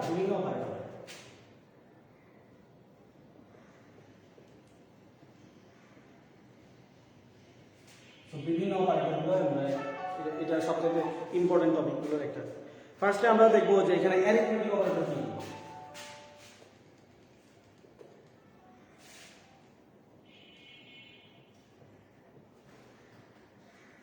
অ্যারিথমেটিক অপারেটর যদি আমরা জানি অ্যারিথমেটিক যোগ বিয়োগ গুণ ভাগ করবে। সো যোগ বিয়োগ গুণ ভাগ করলে আমাদের এখানে থাকবে যোগ বিয়োগ, গুণটাকে কি হচ্ছে এখানে স্টার হচ্ছে, ভাগটা হচ্ছে স্ল্যাশ। আচ্ছা ভাগটা আমি ওটা করে দিচ্ছি, এটা ইয়াসলে সবাই এটা।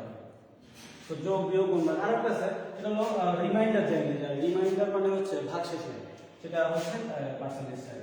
তোমরা এটা জানো পার্সেন্টেজ সাইনটা দিয়ে, যেমন ধরো আমি a পার্সেন্টেজ b দেই, সমান যদি c দেই, তাহলে c এর ভিতরে কি আসবে, a কে b দ্বারা ভাগ করলে যে ভাগ শেষ থাকবে সেটা c এর ভিতরে অ্যাসাইন হয়ে যাবে। তো এটা আমরা জানি অ্যারিথমেটিক অপারেটর। দেন হচ্ছে আমাদের ইম্পর্টেন্ট যে অপারেটর সেটা হচ্ছে রিলেশনাল অপারেটর।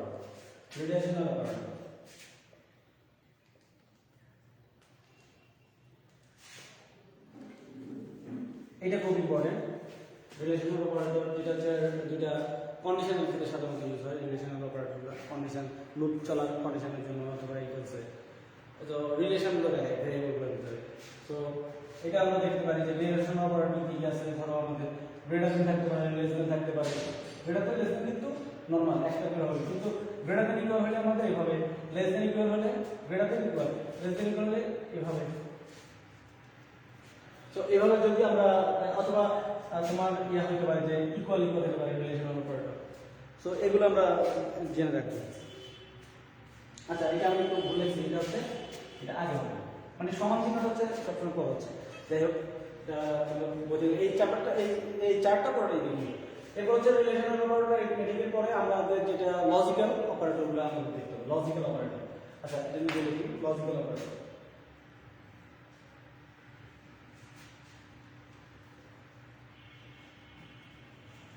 তো লজিক্যাল অপারেটরের ভিতরে আমাদের সাধারণত এখানে দুই তিনটাই থাকে, বিশেষত দুইটা এন্ড দিয়ে হচ্ছে, দুইটা এন্ড দিয়ে অথবা হচ্ছে নট চিহ্ন দিয়ে হচ্ছে।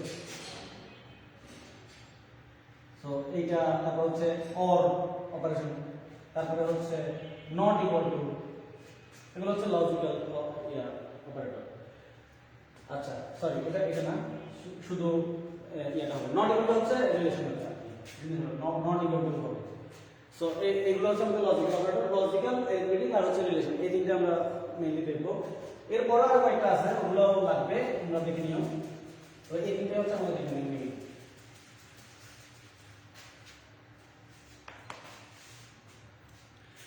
এরপরে যেটা ইম্পর্টেন্টের ভিতরে আছে হচ্ছে তোমার এই যে অ্যাসাইনমেন্ট অপারেটরটা একটু দেখতে পারো, অ্যাসাইনমেন্ট অপারেটরগুলো।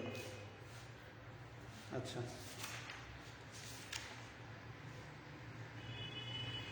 তো অ্যাসাইনমেন্ট অপারেটর কোনটার অর্থ কি সেটাও আমরা একটু জানার চেষ্টা করব। যেমন ধরো আমাদের অ্যাসাইনমেন্ট অপারেটরগুলো কি কি ছিল আমাদের, যে আমাদের ইম্পর্টেন্ট একটা হচ্ছে কি, ধরো আমি y সমান x লিখলাম, কিন্তু y সমান কিন্তু আমি যদি y সমান যে স্টার দিয়ে তারপরে x দিলাম, তাহলে এটা বলতে কি বোঝায়? এটা বলতে বোঝায় যে y ইকুয়াল টু হবে y এর সাথে x কে এই অপারেশন করলে যা হয় তা। ঠিক আছে, সো এভাবে তোমরা দেখতে পারো, মানে সবগুলোই হচ্ছে এরকম, মানে লজিক্যাল অ্যাসাইনমেন্ট অপারেটরের সবগুলোই কাজই এরকম যে আমাদের লেফটে যেটা থাকবে ওইটাই ইকুয়াল টু হবে, যেটাই ইকুয়াল টু হবে সেটা হচ্ছে এই অপারেশনটা করার পরে, অর্থাৎ সমান চিহ্ন আর কি লেফটে যেটা আছে এটার মাঝে যে অপারেশনটা আছে এই অপারেশনটা করার পরে আউটপুট যেটা হবে সেটা হবে যে কি এখানে আউটপুট। তো এই অপারেশনটা কার মাধ্যমে হবে? অপারেশনটা রাইটে যে আছে ওর ভিতরে আর লেফটে যে আছে ওর ভিতরে, একেবারে ইজি। তাহলে আমরা যদি আরেকটা চিন্তা করে দেখি, যেমন ধরো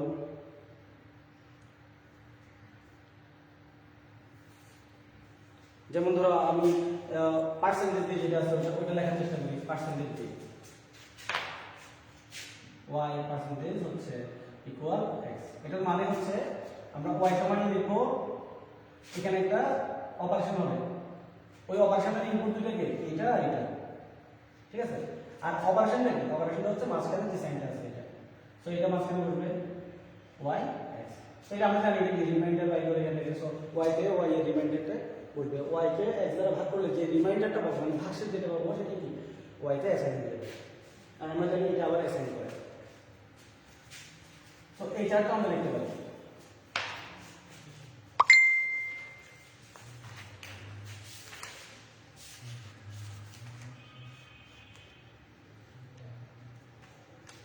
আচ্ছা, আরেকটা চার্ট তোমাদের আসতে পারে, সেটা হচ্ছে তোমার কিছু অ্যারিথমেটিক অপারেশন দিয়ে দিবে, ঠিক আছে। ওটাকে সি ল্যাঙ্গুয়েজে যদি লিখি আমরা ওটাকে কিভাবে লিখে ওটা আমরা, যেমন ধরো আমাদের p/q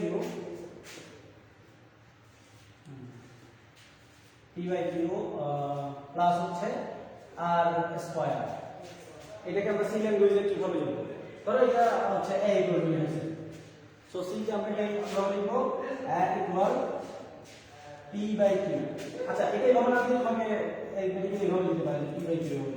তো আমরা সি ল্যাঙ্গুয়েজে কিভাবে লিখবো? p/q, তাই তো। তারপর হচ্ছে প্লাসের জন্য প্লাস দিব, আর এখানে যে প্লাস আছে এখানে ব্র্যাকেট দেওয়া যাবে না, ব্র্যাকেট দিলেও ক্ষতি নেই। এরপর হচ্ছে আর এর পাওয়ার কত? n। তো এখানে এই ফাংশনটা নিয়ে যাচ্ছে এর পাওয়ারের জন্য ইউজ হয়, তো আর এর পাওয়ার কত? n, এইভাবে। তারপর ধরো তোমাকে আরেকটা বলে দেব, ধরো এরকম যে ত্রিভুজের সমগ্র তলের ক্ষেত্রফল, ঠিক আছে। ত্রিভুজের তো না, এটা হচ্ছে ধরো গোলকের সমগ্র তলের ক্ষেত্রফল, সেটা কিরকম? যে 4 পাই আর স্কয়ার।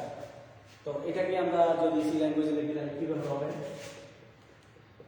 4 দিয়ে কি দিতে হবে? স্কয়ার দিতে হবে, স্টার মানে স্টার সাইনটা। এরপর হচ্ছে যে পাই তো সি ল্যাঙ্গুয়েজে ভাবে লেখা যায় না, শুধু পাই লিখতে হয়। আর যদি ডিভাইড করে দাও উপরে ওটা আলাদা হয়ে যাবে, শুধু পাই লিখলে হচ্ছে।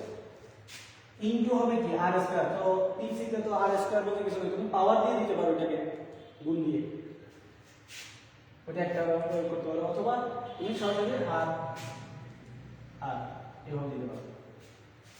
তো এইভাবে করতে পারো, অথবা তুমি ধরো অপশনে এটা তো আসছে, যে এটাও আসছে, আবার ওই যে অনেক সময় আসে না উপরে সব কয়টি বা হচ্ছে ক খ এভাবে আসতে পারে। তো এটাকে এভাবে লেখা যেতে পারে যে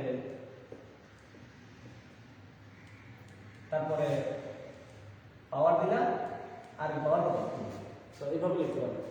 তো এরকম এই প্রবলেমগুলো আসতে পারে, তোমরা হচ্ছে এই চার্টটাও দেখে নিবে, এটা চার্ট আকারে লিখে দিছে, তুমি এখানে আরো যতগুলো অপারেশন আছে এগুলো দেখে নিতে পারো।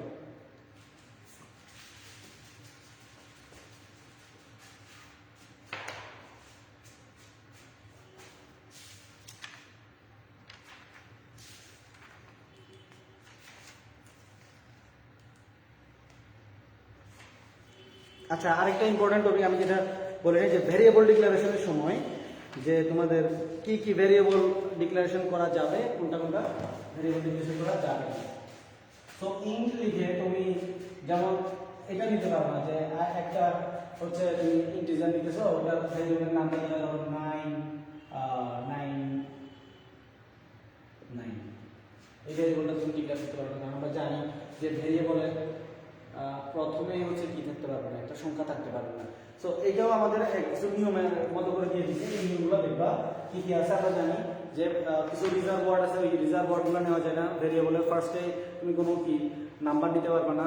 তারপর তুমি এমন একটা ভেরিয়েবল ডিক্লেয়ার করতে পারবে না ইন্ট, তুমি দিলে যে এস ওয়ার্ড, এটা তো একটা আমাদের ফাংশন ডিক্লেয়ার করো। অথবা তুমি ইন্ট নিয়ে ইন্টে একটা ভেরিয়েবল নেবে, তো এটা তো ইন্টে একটা ভেরিয়েবল নেবে, তো এটা তো সম্ভব না। তো এই ধরনের কিছু রিজার্ভ ওয়ার্ড আছে, এই ওয়ার্ডগুলো তোমরা ইউজ করতে পারবে না। তো ওইটাও দেখে নিবা, মানে তোমাকে এইভাবে অপশন দিবে যে নিচে কোন ভেরিয়েবলগুলো কি ভ্যালিড, এইভাবে করে। তো এই নিয়মটা তুমি পাবে হচ্ছে ভেরিয়েবল টপিকে। আমি কিন্তু মোস্ট ইম্পর্টেন্ট টপিকগুলোই বলতেছি, এই টপিকগুলো পড়লেই আশা করি তোমাদের সবগুলো কভার হয়ে যাবে। ভেরিয়েবল যে টপিকটা আছে ওইখানে এইগুলোর কিছু নিয়ম আছে। একটা ভেরিয়েবলের সর্বোচ্চ কত ক্যারেক্টার থাকতে পারে, 31টা ক্যারেক্টার থাকতে পারে। তো এই নিয়মগুলো তোমরা দেখে নিবে। আচ্ছা, এরপর আমরা পরের টপিকগুলোতে যাই।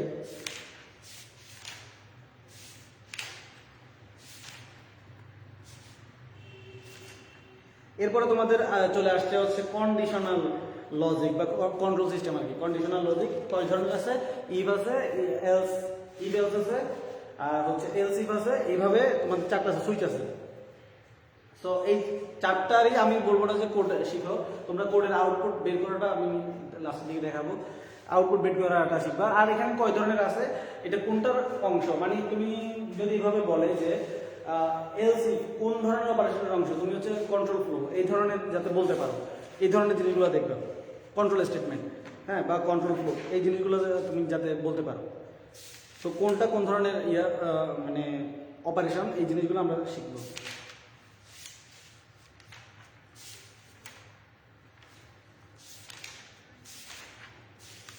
আচ্ছা, এরপর আছে লুপ।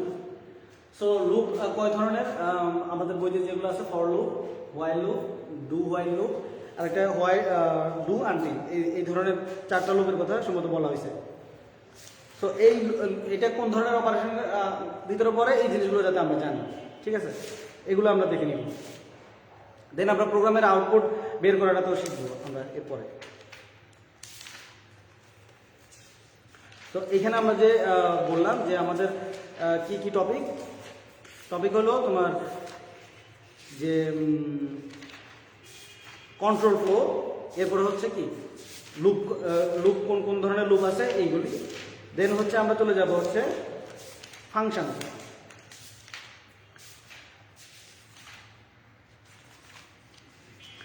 ফাংশনের ক্ষেত্রে আমাদের ইম্পর্টেন্টটা হচ্ছে ফাংশনের নামটা কি, এটা জাস্ট জেনে রাখো তোমরা। ফাংশনের নামটা কি, ফার্স্টে আমরা দিতে হবে কি রিটার্ন টাইপ,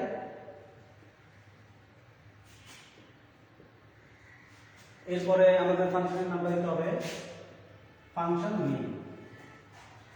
দেন হচ্ছে এখানে আমরা বলতেছি এটা আর্গুমেন্ট। আর্গুমেন্ট আমরা জানি ইনপুট কি কি হবে, এটা হলো বিষয় ফাংশনের ভিতরে। সো এই স্ট্রাকচারটা যাতে আমরা জানি, তো তোমাদেরকে ধরো এইভাবে বলে দিবে যে নিচে কোন সি ল্যাঙ্গুয়েজে নিচের ফাংশন নেমটা কোনটা ভ্যালিড। ধরো আমাকে এইভাবে একটা বলে দিছে যে ধরো আমি ইন্ট দিলাম, ইন্ট ফাংশন নেম দিলাম ধরো এভারেজ, এভারেজ আমি আমার ইচ্ছা মতো দিব, এটা আমার ইচ্ছা মতো দিতে পারবো, কিন্তু রিটার্ন টাইপটা আমাদের ইচ্ছা মতো দিতে পারবো না, এটা ইন্ট টাইপের রিটার্ন করবে, অর্থাৎ আউটপুটটা দিবে। রিটার্ন টাইপ হচ্ছে কি আউটপুট, ফাংশনের আউটপুট। এটা হচ্ছে ফাংশনের নাম, যেই নাম দিয়ে আমি কি ফাংশনটা কল করব। আর এটা হচ্ছে আমাদের কি ইনপুট, এটা হচ্ছে ফাংশনের ইনপুট। তো আমি যদি এইভাবে লিখি যে একটা ফাংশন যেটা আউটপুট হবে কি ইন্টিজার টাইপের, সো ইনপুটগুলো কি ধরনের হবে, ইনপুট হবে ধরো ইন্ট, আমি কাকে এভারেজ ভ্যালু দুটো নাম্বারের বলতে পারে, ধরো x y, এভাবে দিলাম ইন্ট x ইন্ট y, দুইটা ইনপুট। তো এটা আমাদের ভ্যালিড কিনা এইগুলো চেক করা। তো অনেক ক্ষেত্রে হতে পারে যে ধরো আমি ফাংশনের নাম দিলাম এবং ভিতরে ফাংশনটা দিলাম, এমন হতে পারে না যে এই দুটার এভারেজ হবে দশমিকের। তো দশমিকের হলে তো আমাদের এখানে আউটপুটে কি ইন্টিজার টাইপের, ওখানে দশমিকের অংশটা দেখাবো না, সে শুধু দশমিকের আগের অংশটা দেখাবে। তো এইটা কতটুকু কার্যকরী, এই জিনিসগুলো আমরা যাতে জানতে পারি। তো এই জিনিসগুলো দেখবা, একটা হলো সিনট্যাক্স অর্থাৎ ফাংশন লেখার নিয়ম, এটা একটা আর একটা হচ্ছে ফাংশনের আউটপুটটা কি ধরনের আসতেছে।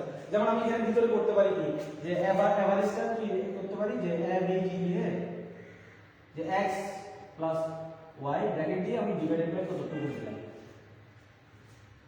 এই ফাংশনের ভিতরে। সো এভারেজটা আমার কি হতে পারে ফ্লোটিং টাইপের হতে পারে, কিন্তু এখানে আমি তো রিটার্ন টাইপের দিয়েছি কি ইন্টিজার।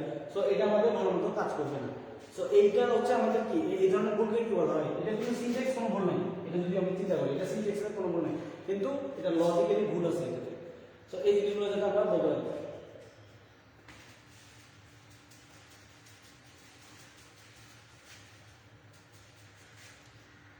আচ্ছা, ফাংশন থেকে এরপরে আমরা চলে যাবো অ্যারে। অ্যারেতে খুব একটা বেশি কিছু আসার সম্ভাবনা কম, যেহেতু তোমরা ইন্টারমিডিয়েটে এত বেশি ইয়া থেকে আসবে না। শুধু তুমি এটা জেনে রাখো যে অ্যারে কিভাবে হচ্ছে ইনপুট দিতে হয়, অ্যারে কিভাবে আউটপুটে শো করতে হয়, এই জিনিসটা জাস্ট দেখে রাখো। আর সিঙ্গেল ডাইমেনশন, 2D অ্যারে, এই ধরনের মানে বিভিন্ন dimension, 1D array, 2D array, এই জিনিসগুলো যাতে আমরা চিনতে পারি, এই এতটুকু জেনে রাখো।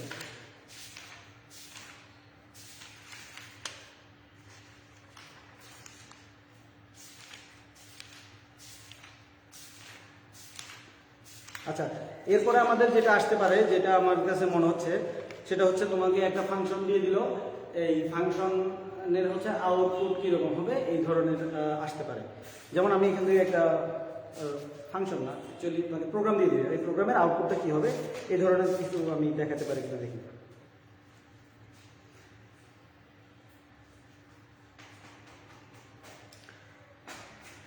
আমি বই থেকে করতেছি। যেমন আমি একটা প্রোগ্রাম লিখতেছি, ধরো এটা যে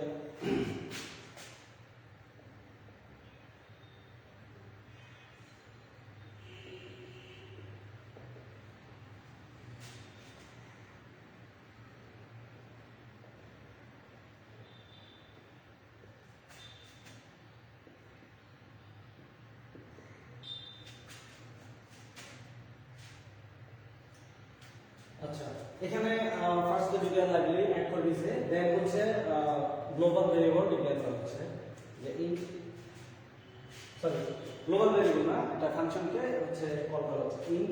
এটা ফাংশনকে আমরা পরে ইউজ করতে পারি। তো এখানে আমাদের ইন্ট square স্কয়ার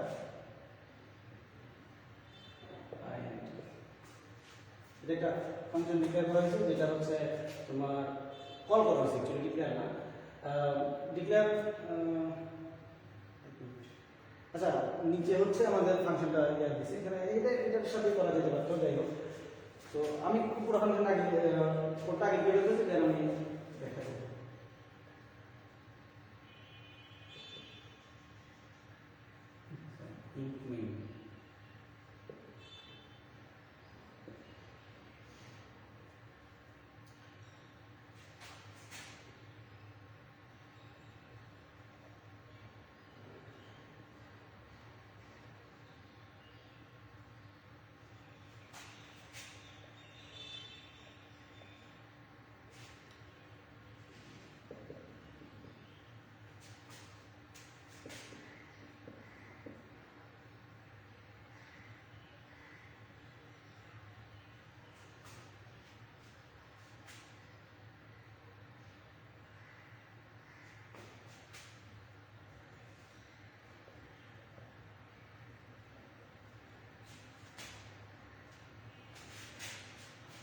আচ্ছা, এটা ইকুয়াল টু স্কয়ার।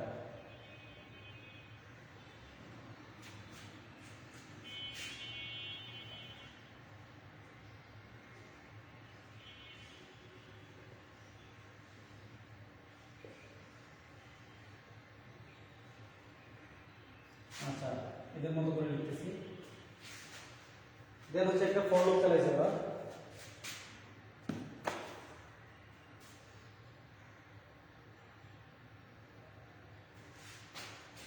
আচ্ছা, এটা তো জায়গা হবে না, ফর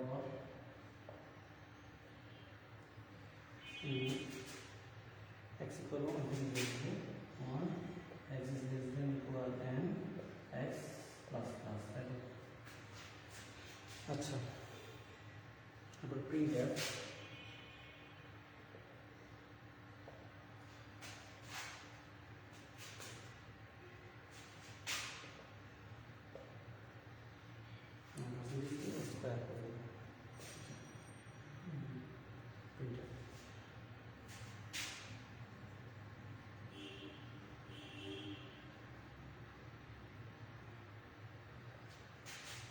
আচ্ছা এখানে কিছু ভুল আছে আচ্ছা এরপরে গেট ক্যারেক্টার রিটার্ন যেটা আমি দেখতেছি না ধরো এখানে আমাদের ফাংশনটা এখানে শেষ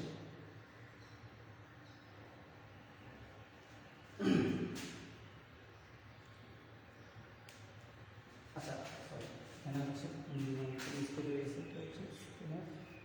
প্রিন্টার দিয়ে দিয়েছে এরপরে হচ্ছে স্কোয়ারটা নিল প্রিন্টার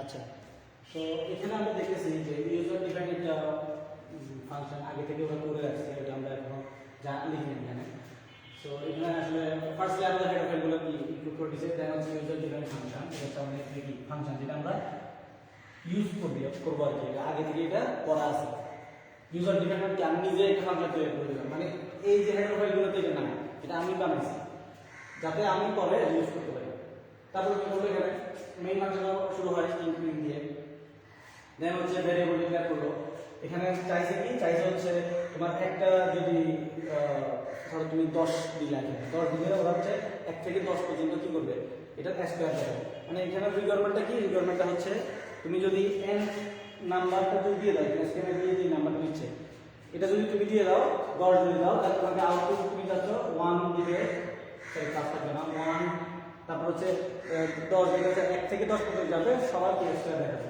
সো 2 এর পরে 4 হবে 9 হবে 16 হবে এভাবে করে কত 100 দেখাবে সো এটা তুমি চাচ্ছ তো এটা যদি চাও তাহলে তোমার ফার্স্টে কি দিতে হবে তোমার কত পর্যন্ত তুমি চাও স্কয়ার করতে ওইটা তুমি ফার্স্টে কি নিয়ে নিবা ইনপুট নিয়ে স্ক্যানার দিয়ে এই দেখো স্ক্যানার পার্সেন্টেজ ডি যদি ইন্টিজার ভ্যালু তুমি নিচ্ছ এম্পারসেন্ট দিয়ে এন্টার নিয়ে নিলা দেন এই এম পর্যন্ত তুমি একটা লুপ চালাবে লুপ চালাইয়া তুমি কি করবা এই আউটপুটটা তুমি শো করবে সো এটা হলো বিষয় আর কি এখন তুমি তোমাকে ধরো একটা ফাংশন দিয়ে দিয়েছে বা একটা কোড দিয়ে দিয়েছে দেন তুমি এটা আউটপুট কি হবে এটা তোমাকে বের করতে হইতে পারে সো এটার জন্য আমরা ফার্স্টে কি করব ফার্স্টে দেখব হচ্ছে এখানে ইউজার ডিফাইন কোনো ফাংশন আছে নাকি ওটা আমরা ইউজার ডিফাইন ফাংশন কি সাধারণত দেওয়ার কথা না মেইন থেকে শুরু করবা যদি দেখো যে এখানে অজানা কোনো ফাংশন আছে যেমন স্কয়ার ফাংশনটা তোমার সাধারণত অজানা স্কয়ার নামে কোনো ফাংশন এখানে নাই সো তুমি হচ্ছে এটা যদি কখনো কল করে তাহলে বুঝে নিবা যে এটা কি স্কয়ার একটা ফাংশন আছে দেন তুমি এটা খুঁজ করবে এটা কোথাও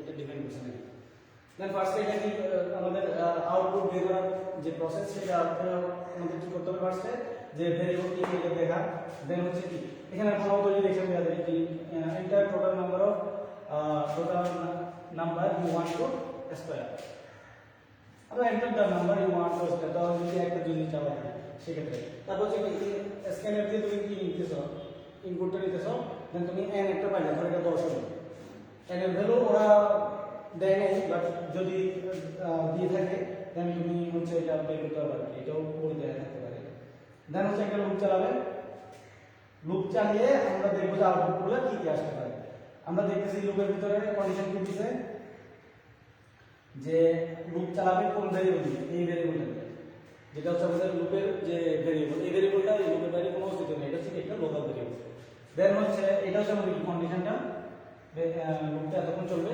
দেন হচ্ছে লুপের ভিতরে কতক্ষণ লুপটা চলবে সেটা হচ্ছে এটার উপরে ডিপেন্ড করবে দেন হচ্ছে ইনক্রিমেন্টাল লুপটা যে নাইট্রোজেন ইনক্রিমেন্টেশন পর্যন্ত চলতে হবে যাতে এই কন্ডিশনের কাছাকাছি আসে এই জন্য এখানে আরেকটা অপারেটর দিয়ে থাকে সো এবার দেখতেছি আমরা এখানে প্রিন্টএফ করতেছে পার্সেন্টেজ ডি একটা জিনিস প্রিন্ট করতেছে এই লুপের ভিতরে স্কয়ার এক্স দিয়ে দিয়েছে দ্যাট মিন্স স্কয়ার এটা কি এটা একটা ফাংশন আর ইউজার ডিফাইন ফাংশন কারণ এই স্কয়ারটা আমরা জানি এই স্কয়ারটা ওই পরে আমাদের পরিচিত ফাংশন না দেন হচ্ছে এখানে হচ্ছে আমাদের কি আর্গুমেন্টটা দিয়ে দিয়েছে মানে ইনপুটটা দিয়ে দিয়েছে সো এসকে যদি ইনপুট দেয় স্কয়ার ফাংশনটা কি করবে নাম দেখে কিন্তু বোঝা যাচ্ছে তারপর যদি তুমি যদি নাম দেখে তো বোঝা যাওয়ার কথা বাট এটা সাধারণত দিয়ে দিবে নিচে লিখে দিবে যেমন বইতে লিখছে না তো এটা দেখবে যে এখানে ইনপুটটা কি দিলে আউটপুটে কি দিতেছে সো এই ফাংশনটা আমাদেরকে দিছে সেটা হচ্ছে কি তোমার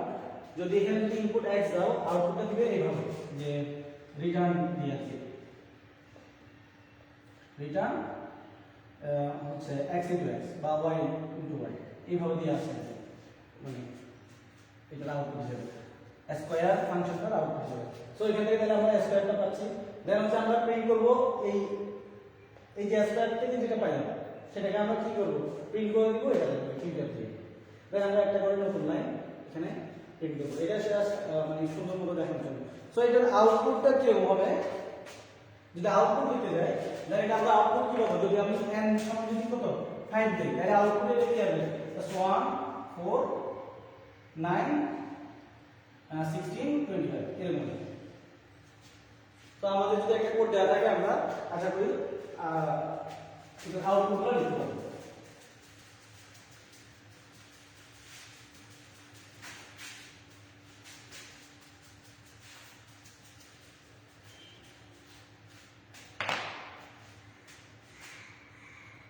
কোড টু আউটপুট এই জিনিসই টপিকটা তোমরা দেখো কোড টু আউটপুট।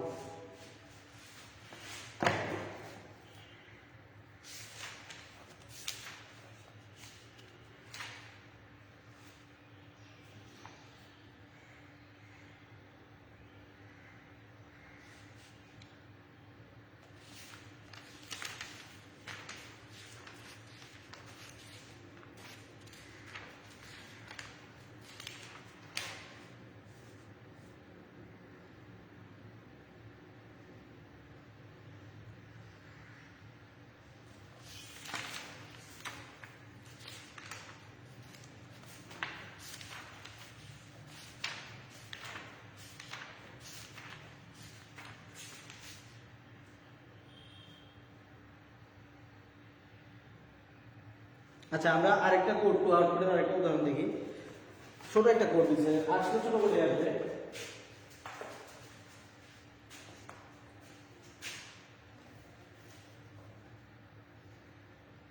আচ্ছা ইনক্লুডেড স্টোরেজ ফর এটা লিখলাম না আমি মেইন ফাংশনটাতে আসতেছি ইন্ট মেইন ওটা সব ধরে নিলাম যেটা তোমরা জানো।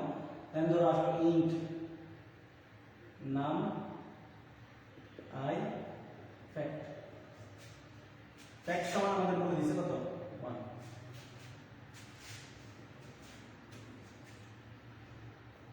তারপরে দিল হচ্ছে প্রিন্টএফ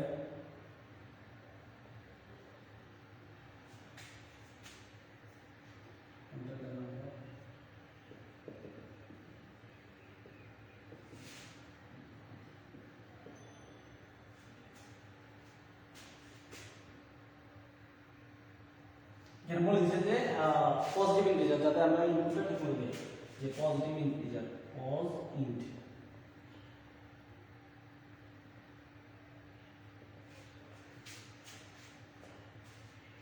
আচ্ছা এখানে পার্সেন্টেজ যাতে আমাদের পর লাইনে এটা শো না করে পর লাইনে শো করে আর কি একটা নতুন লাইন। আচ্ছা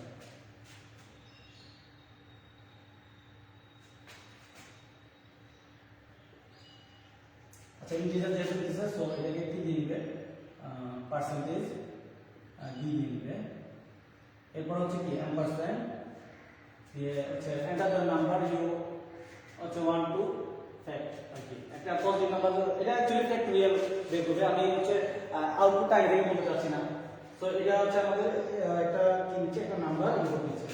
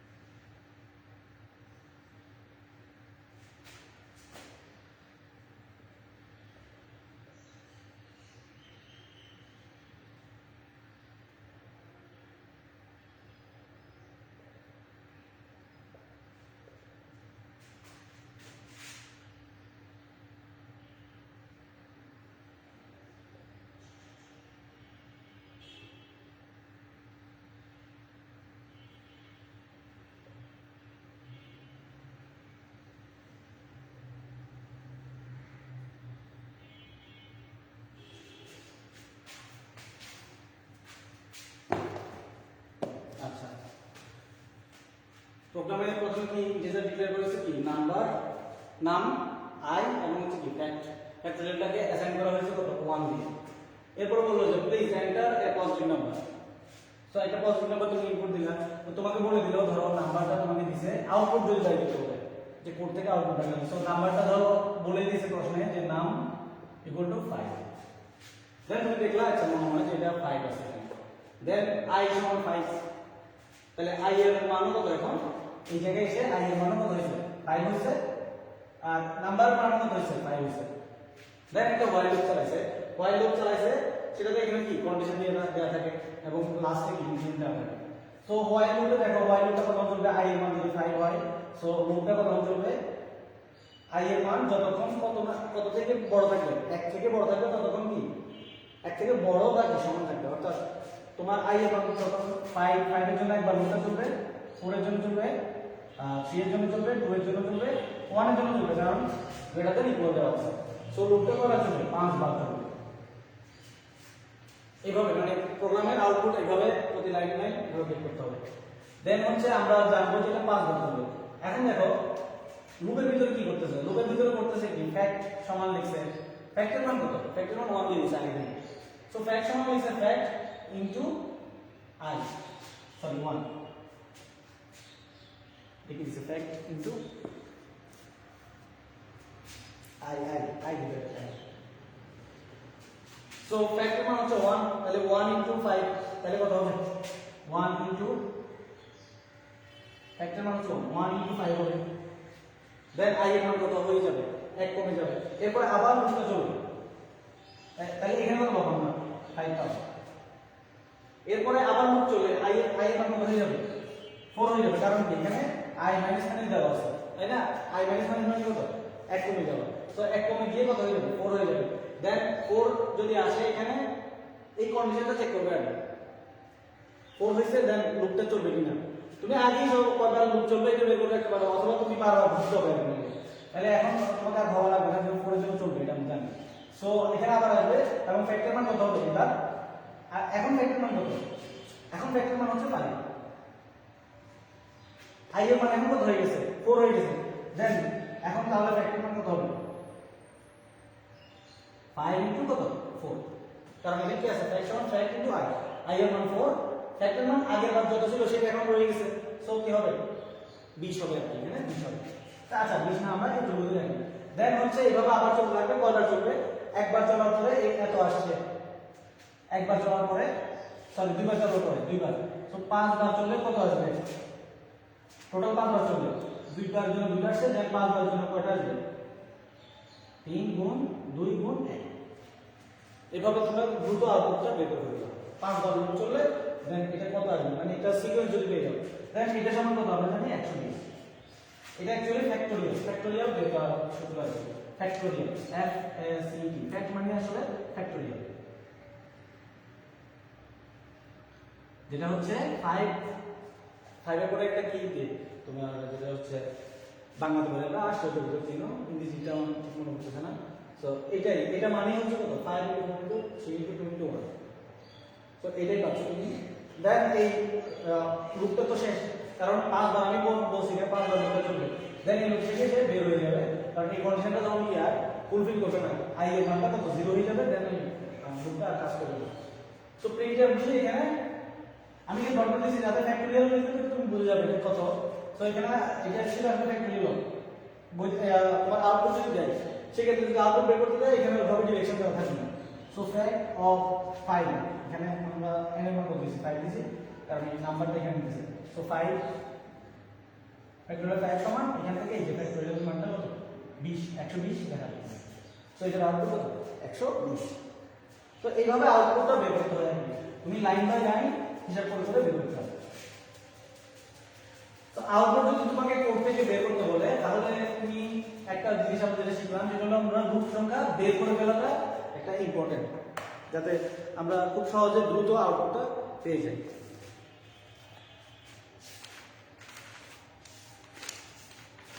আচ্ছা আরেকটা যেটা আসতে পারে সেটা হচ্ছে তোমার এরর ডিটেকশন, একটা কোডের ভিতরে এরর ডিটেকশন। এরর চেষ্টা করে দাও আসলে এখানে কমিশন আমি দিই সে ধরো তোমাকে একটা কোড দিচ্ছে যে ইন্ট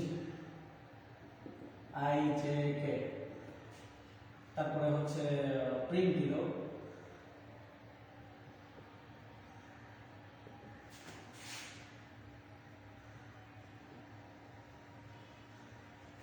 এন্টার এ হচ্ছে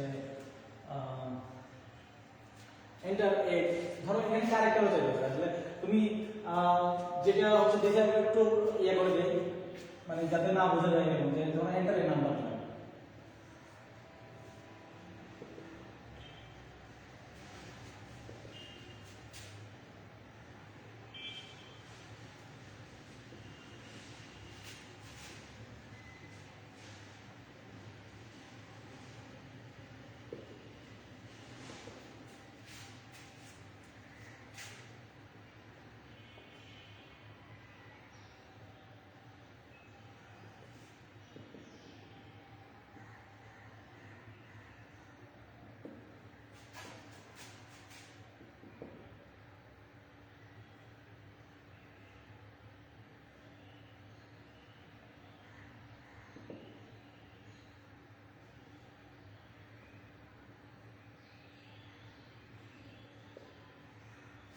আচ্ছা একটা ভেরিয়েবল হচ্ছে এটা তো আমি কিভাবে ধরো একটা ভেরিয়েবল লিখলাম যে ঠিক আছে দেন হচ্ছে এটা আমি মানে দিলাম আর একটা একটা কোড দিল তারপর হচ্ছে এখানে কয়টা এরর আছে বা কি কি এরর আছে এই জিনিসগুলো হচ্ছে তোমার আসতে পারে যেমন ধরো এখানে কি কি এরর আছে আমরা দেখি যে ইন্টিজারের একটা ভেরিয়েবল ডিক্লেয়ার করতে তো যে দেন হচ্ছে আমি প্রিন্ট করলাম যে এন্টার এ নাম্বার যদি ডিরেকশন দিই যেটা পজিটিভ ইন্টিজার হবে নাকি নেগেটিভ হবে বা দশমিক হবে কি হবে না সেটা তারপর কি করলাম স্ক্যানার দিয়ে আমি ওই ইন্টিজারটা নিলাম দ্যাট মিন্স এখানে আমাদের পার্সেন্টেজ ডি হবে ঠিক আছে কিন্তু যদি এখানে পার্সেন্টেজ আছে তাহলে ভুল হতো কিন্তু এখানে আরেকটা ভুল আছে এখানে আমি এখানে পার্সেন্টেজ দিই সো এখানে একটা এরর আমাদের দেখাচ্ছে মানে দেখাবে আর কি সো এখানে আমাদের একটা এরর আছে যেটাকে আমরা বলতেছি অ্যাকচুয়ালি সিনট্যাক্স এরর দেন হচ্ছে আমরা প্রিন্টএফ দিলাম প্রিন্টএফ দিয়ে হচ্ছে যে নাম্বার ইজ হচ্ছে তুমি যেটা এন্টার করছো সেটা হচ্ছে কত যে সো এখানে আমরা আরেকটা কি দিই সেমিকোলন দিই সো এটা একটা এরর তো সিনট্যাক্স এররগুলো ডিটেকশনটা আসতে পারে কিন্তু এটা খুব সহজ তোমার জন্য বলে ফেলা যে সিনট্যাক্স এরর হয়েছে প্রথমত সিনট্যাক্স এরর কতটুকু হতে পারে যে একটা কোড দিবে লাস্টে সাধারণত সেমিকোলন না দিয়ে দিতে পারে আর একটা হতে পারে একটা ইন্টিজার দিছে বা এক ধরনের ভেরিয়েবল ডিক্লেয়ার করছে কিন্তু নেওয়ার সময় স্ক্যানার দিয়ে এখানে পার্সেন্টেজ ডি না দিয়ে দিছে পার্সেন্টেজ সো এই ধরনের ভুল হতে পারে আবার এখানে প্রিন্টের সময় একই ধরনের ভুল হতে পারে কিন্তু একটু কঠিন যদি আসে এটা হলো লজিক্যাল এরর যদি আমাদের আসে যেমন ধরো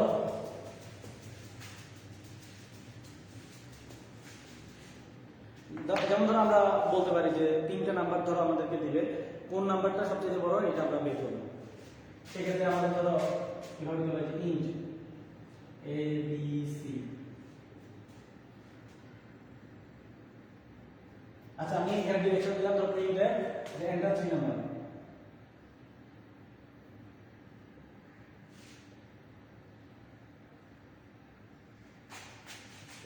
আচ্ছা ইন্টিজার নাম্বার ইন্টিজার মানে হচ্ছে পূর্ণ সংখ্যা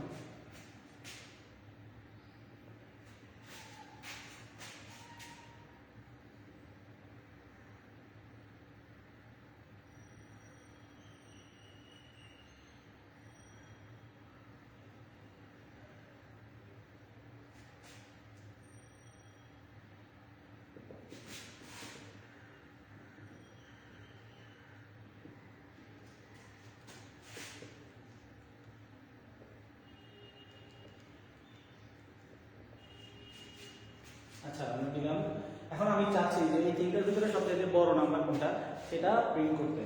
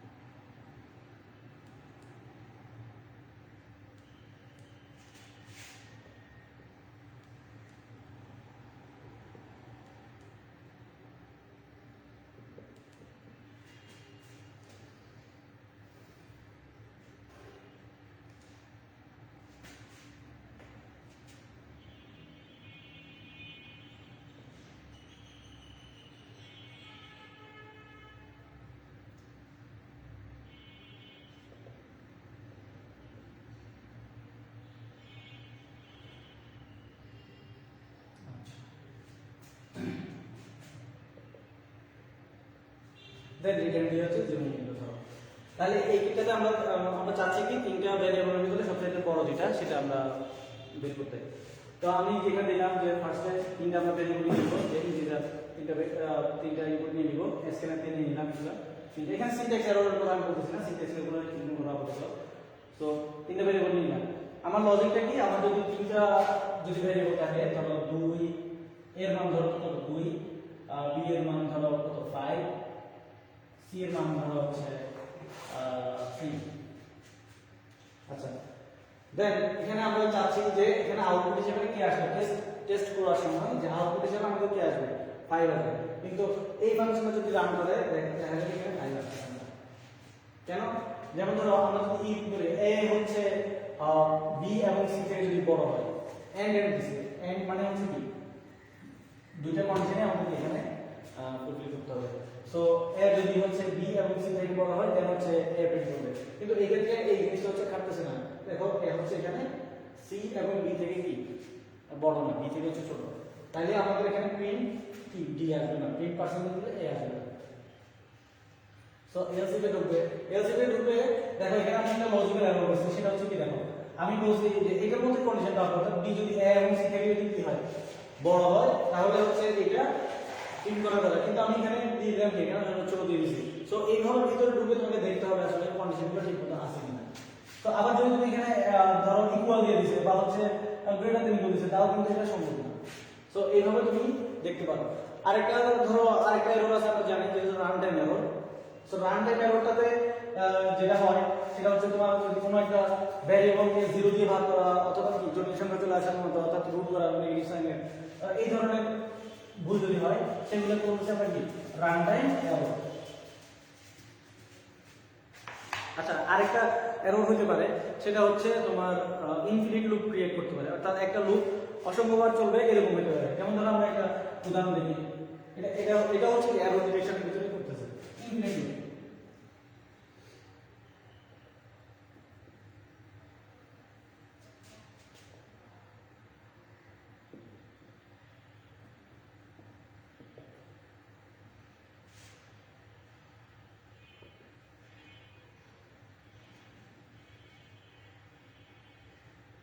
আচ্ছা, এখানে আমি ইনপুট করে সব দিয়ে দিই। যেমন ধরো আমি আই দিলাম 5, জে দিলাম ধরো জে দিলাম 1। সো আমি এখানে একটা কন্ডিশন দিয়ে এখানে একটা লুপ ক্রিয়েট করব। ধরো আমি দিলাম হচ্ছে প্রিন্ট 1 দিলাম, বা প্রিন্ট হচ্ছে প্রিন্ট লুপ দিলাম, একটা নিউ লাইন সব দিয়ে দিচ্ছি।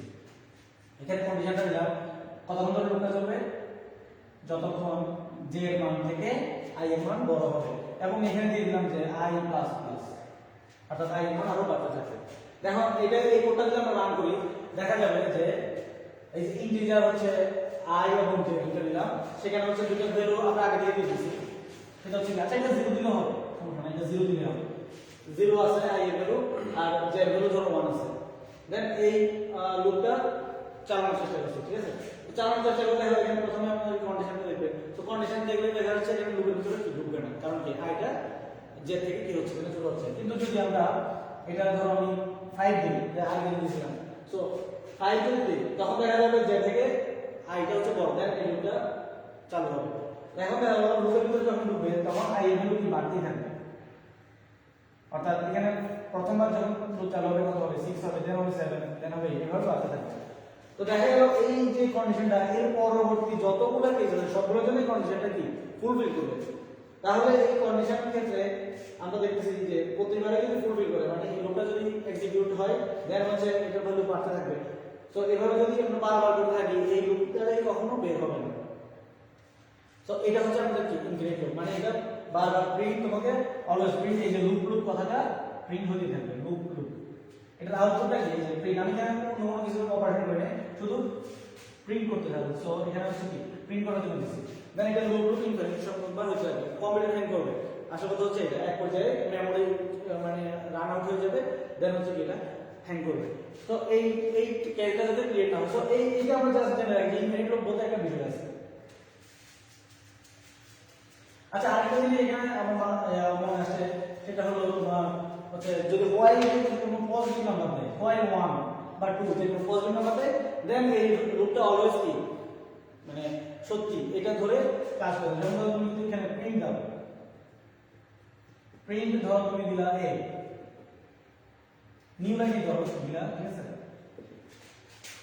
দেন হলো এটা অলওয়েজ কি এই লুপটা তোমার ট্রু হবে, কারণ কি এখানে একটা পজিটিভ নাম্বার আছে। এই জিনিসটা জেনে রাখো যে while লুপের ভিতরে কখনো যদি পজিটিভ নাম্বার থাকে সেটা হচ্ছে কি ইনফিনিট লুপ ক্রিয়েট করে। যদি না তুমি এখানে অন্য শর্ত দিয়ে এটাকে কি করে দাও মানে বন্ধ না করো।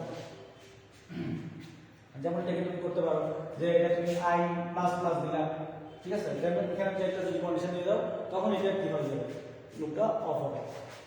অথবা এখানে আরেকটা ইকুয়াল জিরো এটা বন্ধ করতে পারো। যেমন তুমি লুপের ভিতরে একটা দিতে পারো ইফ দিতে পারো যে i is greater than 5, i যদি 5 থেকে বড় হয় দেন ব্রেক দিয়ে দিলা, লুপটা হচ্ছে কি হবে বন্ধ হয়ে যাবে। তো এইভাবে তুমি করতে পারো। তো ইনফিনিট লুপ থেকে তাহলে বের হওয়ার অনেক সময় আমাদের ইনফিনিট লুপটা এখানে ইম্পর্টেন্ট, অনেক সময় ইনফিনিট লুপ আমাদের দরকার হয়। ইনফিনিট না হলেও মানে অনির্দিষ্ট সংখ্যক আমাদের বার হচ্ছে তোমার লুপ চালাতে হয় কোনো একটা অপারেশনের জন্য। তো আমার ধরো কখনো প্রয়োজন হতে পারে যে আমি 5 বার চালাইলে এটা হবে, কিন্তু আমি জানি না যে অ্যাকচুয়ালি কতবার লাগবে। 5 বার হলে আমি এইভাবে করবো, দেন এখানে আমি শর্ত দিয়ে করতে পারবো। কিন্তু আমি অনির্দিষ্ট সংখ্যক যদি কখনো লুপ চালাইতে হয় দেন আমাকে এখানে কি করতে হয় একটা হচ্ছে ইনফিনিট লুপের আশ্রয় নিতে হয়, বা হচ্ছে তোমার একটা আমার একটু লুপের আশ্রয় নিতে হয় যেটাতে হচ্ছে তোমার নির্দিষ্ট সংখ্যক বলা থাকার দরকার নেই আর কি। তো এইভাবে আমরা হচ্ছে ইনফিনিট লুপও অনেক সময় ইউজ করা হয়। তখন সেটা ইনফিনিটিতে যায় না, আগে শেষ হয়ে যায়। তো এই হলো আমাদের বিষয়। আর আরেকটা যদি লাস্ট যদি কোনো একটা এমন বলে যে ধরো প্রোগ্রাম লিখো, ধরো একেবারে সহজ কোনো প্রোগ্রামিং আসবে আশা করি, যেমন ধরো ত্রিভুজের ক্ষেত্রফল বের করো, এই ধরনের প্রোগ্রাম লিখো, অথবা একটা ত্রিভুজ গঠন হয়েছে কিনা এটা চেক করো। তো এইভাবে প্রোগ্রাম লিখো, যদি লিখিত আসে আর কি দেন ওটা আমরা আশা করি পারবো। তো আমি লাস্ট একটা প্রোগ্রাম লিখে আমি শেষ করতেছি। ধরো আমরা ত্রিভুজের ক্ষেত্র বলে আসি, ঠিক আছে, একেবারে সহজ আসলে একেবারে সহজ বলে আসবে, অথবা কি অ্যাভারেজ বের করা, এই ধরনের সিরিজও আশা করি আসবে না তোমাদের, ঠিক আছে। তো ত্রিভুজের ক্ষেত্রফলটা বের করি। তো ত্রিভুজের ক্ষেত্রফলের জন্য আমাদের কি লাগে দৈর্ঘ্য প্রস্থ আর হচ্ছে দৈর্ঘ্য প্রস্থ না হচ্ছে উচ্চতা আর হচ্ছে কি ভূমি লাগে। এর আগে আরেকটা জিনিস চেক করতে হয়, সেটা হচ্ছে ত্রিভুজের 3টা বাহু কি অ্যাকচুয়ালি ত্রিভুজ গঠন করতেছে কিনা, না হয় এটা আমাদের ত্রিভুজই গঠন হবে না। তাহলে ধরো আমরা ইন্টিজার থেকে শুরু করি যে ইন্টিজার ত্রিভুজের হচ্ছে একটা বাহুকে a, একটা বাহুকে b আর একটা বাহুকে c দ্বারা ডিফাইন করলাম। এই প্রোগ্রাম তোমাদের বইতেই আছে, আমি এখানে তো আর নতুন করে কিছু শেখানোর নাই, প্রত্যেকটা লাইন যাতে ব্যাখ্যা করে মূলভাবে বুঝো আর কি। তো এটা হচ্ছে আমরা 3টা বাহু যাতে আমরা ইনপুট দিতে পারি। তো আমরা এটা ডিরেকশন দিয়ে দিই প্রিন্ট।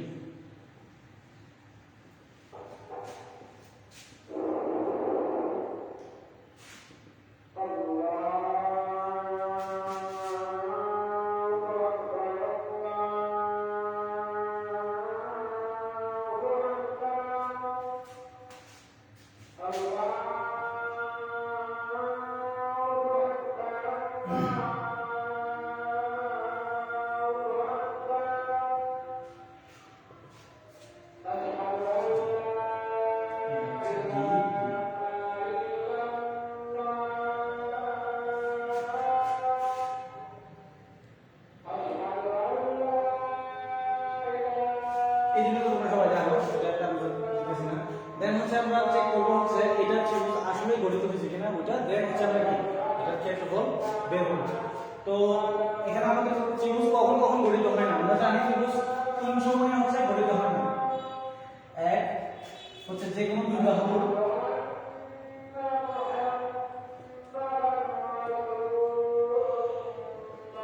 যোগফল, যে কোনো দুই বাহুর যোগফল অবশ্যই কি তৃতীয় বাহু থেকে বড় হতে হবে, যদি ছোট হয় তাহলে হবে না।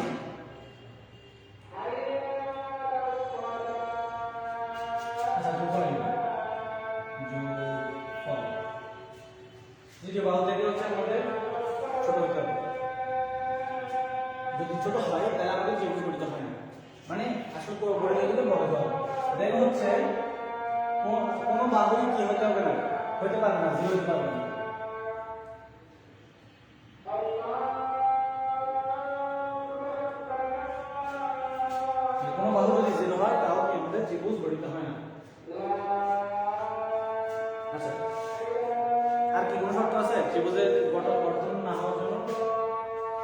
তিনো বাহু যোগফলে যদি আবার 0 হয় সেটাও হবে না, তাহলে কোনো বাহু যদি 0 না হয় তাহলে তিনটা হলেও হবে না, এটাই আর কি। আচ্ছা, তাহলে আমরা এই শর্তটা, এই দুটো শর্ত দিয়ে আমরা এটাকে করার চেষ্টা করি। তাহলে আমরা এখানে if এর আশ্রয় নিব, যে if আমরা এখানে শর্তগুলো লিখব যে a প্লাস b, আমরা এখানে প্রিন্ট দিব হচ্ছে ত্রিভুজটা গঠিত হবে কি হবে না। তাহলে যখন ত্রিভুজটা গঠিত হবে সেটা আমরা প্রিন্ট দিব, অর্থাৎ ত্রিভুজটা গঠিত হচ্ছে। So a plus b is greater than c and a plus c is greater than a and c plus a greater than b। আর শর্ত আছে এখানে and a, আমরা যদি তিনটার যোগফল যদি 0 সমান না সমান বলি, অর্থাৎ 0 সমান নয় বলি, তাহলে কি আমাদের কোনো ভুল হবে? যে আমরা যদি a plus b plus c is not equal to 0 এভাবে লিখি, তাহলে যে কোনো একটা 0 হলো, ধরো a plus c এই দুটো আছে যে not equal to 0, তাহলে কিন্তু শর্তটা ঠিক মতো হয় না, মানে একটাও 0 হতে পারবে না, এরকম শর্তটা দিতে হবে।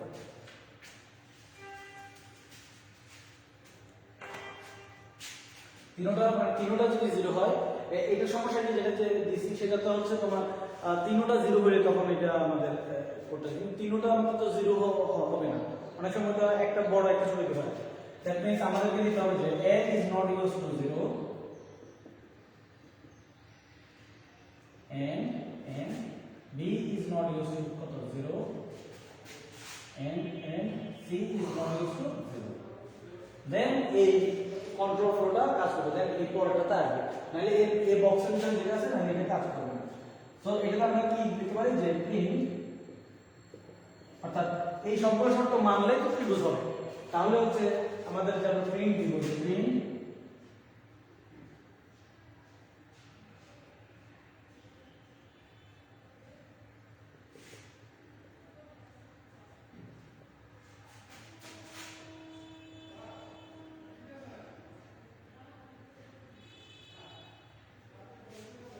আচ্ছা, তারপরে হচ্ছে আমরা লিখলাম যে that is a possible triangle. So একটা পসিবল ট্রায়াঙ্গেল এর উপর হচ্ছে আমরা এটা ক্ষেত্রফলটা করব। সো ক্ষেত্রফলটা হচ্ছে ধরো আমরা a দিলাম, এটা আমি উপরে নির্ণয় করে দিতে পারি যে a। সো a সমান হবে হাফ ইনটু ভূমি ইনটু উচ্চতা, আমরা এইভাবে বসে এখানে ভূমি উচ্চতার কোনো বিষয় নাই, এখানে হচ্ছে a b c যদি তিনটা দেওয়া থাকে বাহু, সেখান থেকে আমরা যে ক্ষেত্রফলের সূত্র বের করে ওটা আমরা লিখতে পারি। যা আমরা সূত্র পাই আমরা জানি যে s টা রুটের ভিতরে s minus a s minus b s minus c। So এটা হচ্ছে আমাদের ত্রিভুজের ক্ষেত্রফল, এটা যদি সাইড দেওয়া থাকে। সো এটা লিখতে পারে আমাদের s ও লাগতেছে। সো s আমরা বের করতে s করতে পারি নাও করতে পারি, আমরা s দিলে হচ্ছে আমাদের সুবিধা হবে, এখানে লিখতে অনেকটা সুবিধা হবে। আমরা s টা নিতে পারি, s টাকে আমরা ইন্টিজার না, আমরা ক্ষেত্রফলটাকে ইন্টিজার নিই, আমরা যে ফ্লোর দিয়ে দিই, আচ্ছা অথবা ডাবল দিই, ডাবল as। সো এখানে আমরা s টা আপনি বের করে নিতে পারি, s সমান আমরা জানি যে a plus b plus c divided by 2 বোঝার পরিসীমার মধ্যে এইগুলো শুধু আসলে প্রোগ্রামিং অংশ না, এগুলো তোমাদের জানা আছে। যেমন আমরা এইটা বের করব, তো এখানে আমরা ওই যে স্কয়ার রুট যে ফাংশনটা ওটা ইউজ করব, s u r t। তো এটার জন্য আমাদের উপরে যদি কোণীয় ডট h ডট h এর সাথে যদি ম্যাথ ডট h না থাকে তো হবে না। সো স্কয়ার রুট দিয়ে আমরা এটা লিখতে পারি। দেন এখানে কি হবে, s into s minus a s minus b s minus c। So square root এখানে যেটা থাকবে এটা স্কয়ার রুট সে করে দেব। দেন হচ্ছে আমরা এইটা প্রিন্ট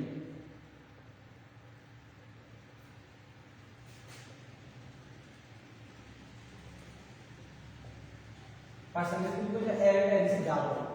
সো ডাবলের জন্য ডাবলের জন্য কি দেয় পার্সেন্টেজ এলএফ না আমি তো ভুলে গেছি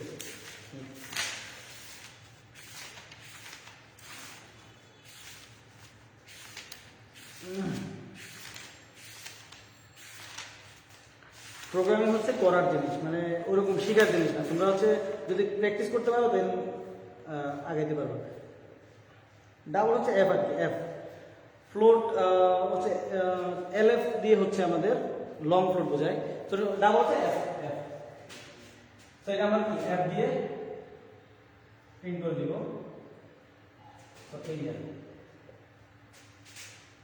আচ্ছা এই শর্ত যদি মানে দেন আসবে যদি এই শর্ত না মানে দেন আমরা এস দিয়ে কি লিখে দিব অর্থাৎ আমাদের কোন একটা শর্ত ভঙ্গ করছে দেন হচ্ছে আমরা লিখে দিব যে এলস এলস কি আমাদের যদি এক লাইন প্রিন্ট করে আমাদের হচ্ছে সেকেন্ড প্রিন্ট দেওয়া লাগবে না সেটা হচ্ছে কি প্রিন্ট যে there is not a possible triangle অর্থাৎ আমাদের কোন একটা শর্ত এটাকে ভঙ্গ করছে আচ্ছা there are no possible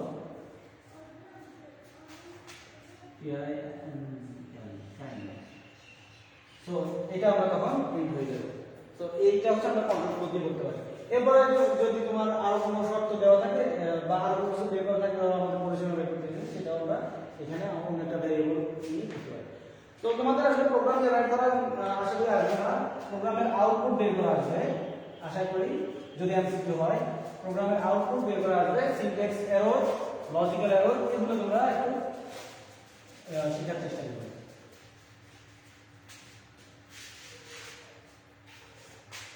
R main কথা হচ্ছে যে প্রোগ্রামিং এ আমাদের যদি ভালো মতো শিখতে হয় সেটা হচ্ছে আমাদের প্রোগ্রামিংটা হাতে করতে হয় হাতে না করলে আসলে কখনো হয় না তোমাদের যেহেতু এখনো পরীক্ষার কি ডেট দিছে কোনটা পরীক্ষার ডেট যেহেতু এখনো দেয় নাই তোমাকে আমি একটা হচ্ছে সবার যেহেতু স্মার্টফোন আছে তোমরা হচ্ছে একটা সফটওয়্যার অ্যাপের কথা হচ্ছে আমি বলতে পারি সেটা হচ্ছে C4 ড্রয়িং এই সফটওয়্যারটা তুমি প্লে স্টোর থেকে ডাউনলোড করে নিতে পারো এটা অবশ্য পেইড ভার্সনটা দিয়ে করতে পারো না অথবা ফ্রি অনেক সফটওয়্যার আছে C4 ড্রয়িংটা সবচেয়ে ভালো এর সাথে জিসিসি হচ্ছে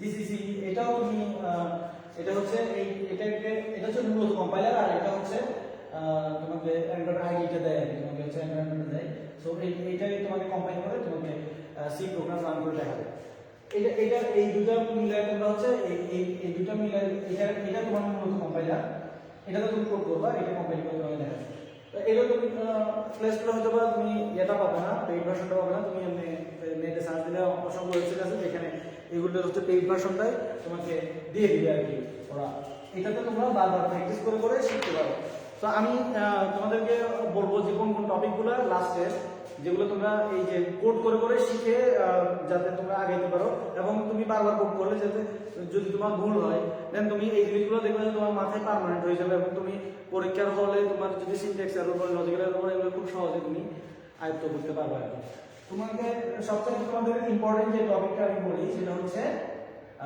কন্ট্রোল প্রসেস ইফ এলস যে টপিকটা ইফ এলস এটা সবচেয়ে ইম্পর্টেন্ট টপিক এটাতে 3 স্টার দাও দেন হচ্ছে 2 স্টার হচ্ছে লুপগুলো দিবা লুপের ভিতরে তুমি হচ্ছে ফরটা সবচেয়ে বেশি দিবা ফর আর হচ্ছে হোয়াইল এই দুটো সবচেয়ে বেশি দিবা দেন হচ্ছে তোমরা ওই যে এরে তারপর আরো যেসব বিষয় আছে ওগুলো তোমরা রিডিং দিয়ে দিতে পারবে ওগুলো তো এতটা ইম্পর্টেন্স আমি দিচ্ছি না এরপরে হচ্ছে তোমার আর যদি ইয়া হয় তোমার যে চার্টগুলো যেগুলো বললাম এই চার্টগুলো থেকে আসতে পারে সো কোড যদি করতে হয় তুমি এই যে কন্ট্রোল ফ্লো আর হচ্ছে লুপ এই দুটো জিনিস যদি ভালো মতো বুঝো দেখবে যে কোনো লুপেই তুমি ভালো মতো চলে করতে সো এটা হলো বিষয় ইভেন্টস এর সাথে যে সুইচ যেটা আছে মানে এই টপিকের রিলেটেড আর সুইচ তারপর হচ্ছে এলস ইফ যেটা আছে এই সবগুলো টপিকই আসলে এর ভিতরে কভার হবে মেইন কথা হচ্ছে তোমাকে প্র্যাকটিস করতে হবে ইফ এলস রিলেটেড যেগুলি আর হচ্ছে তোমার লুপ রিলেটেড যেগুলি এই টপিকগুলো একটু তোমরা প্র্যাকটিস করবা বারবার তাহলে দেখবে তোমার প্রোগ্রামিংটা মজা লাগতেছে সো ঠিক আছে আজকে তাহলে এই পর্যন্তই আশা করি সবার পরীক্ষা ভালো হবে সবার জন্য শুভকামনা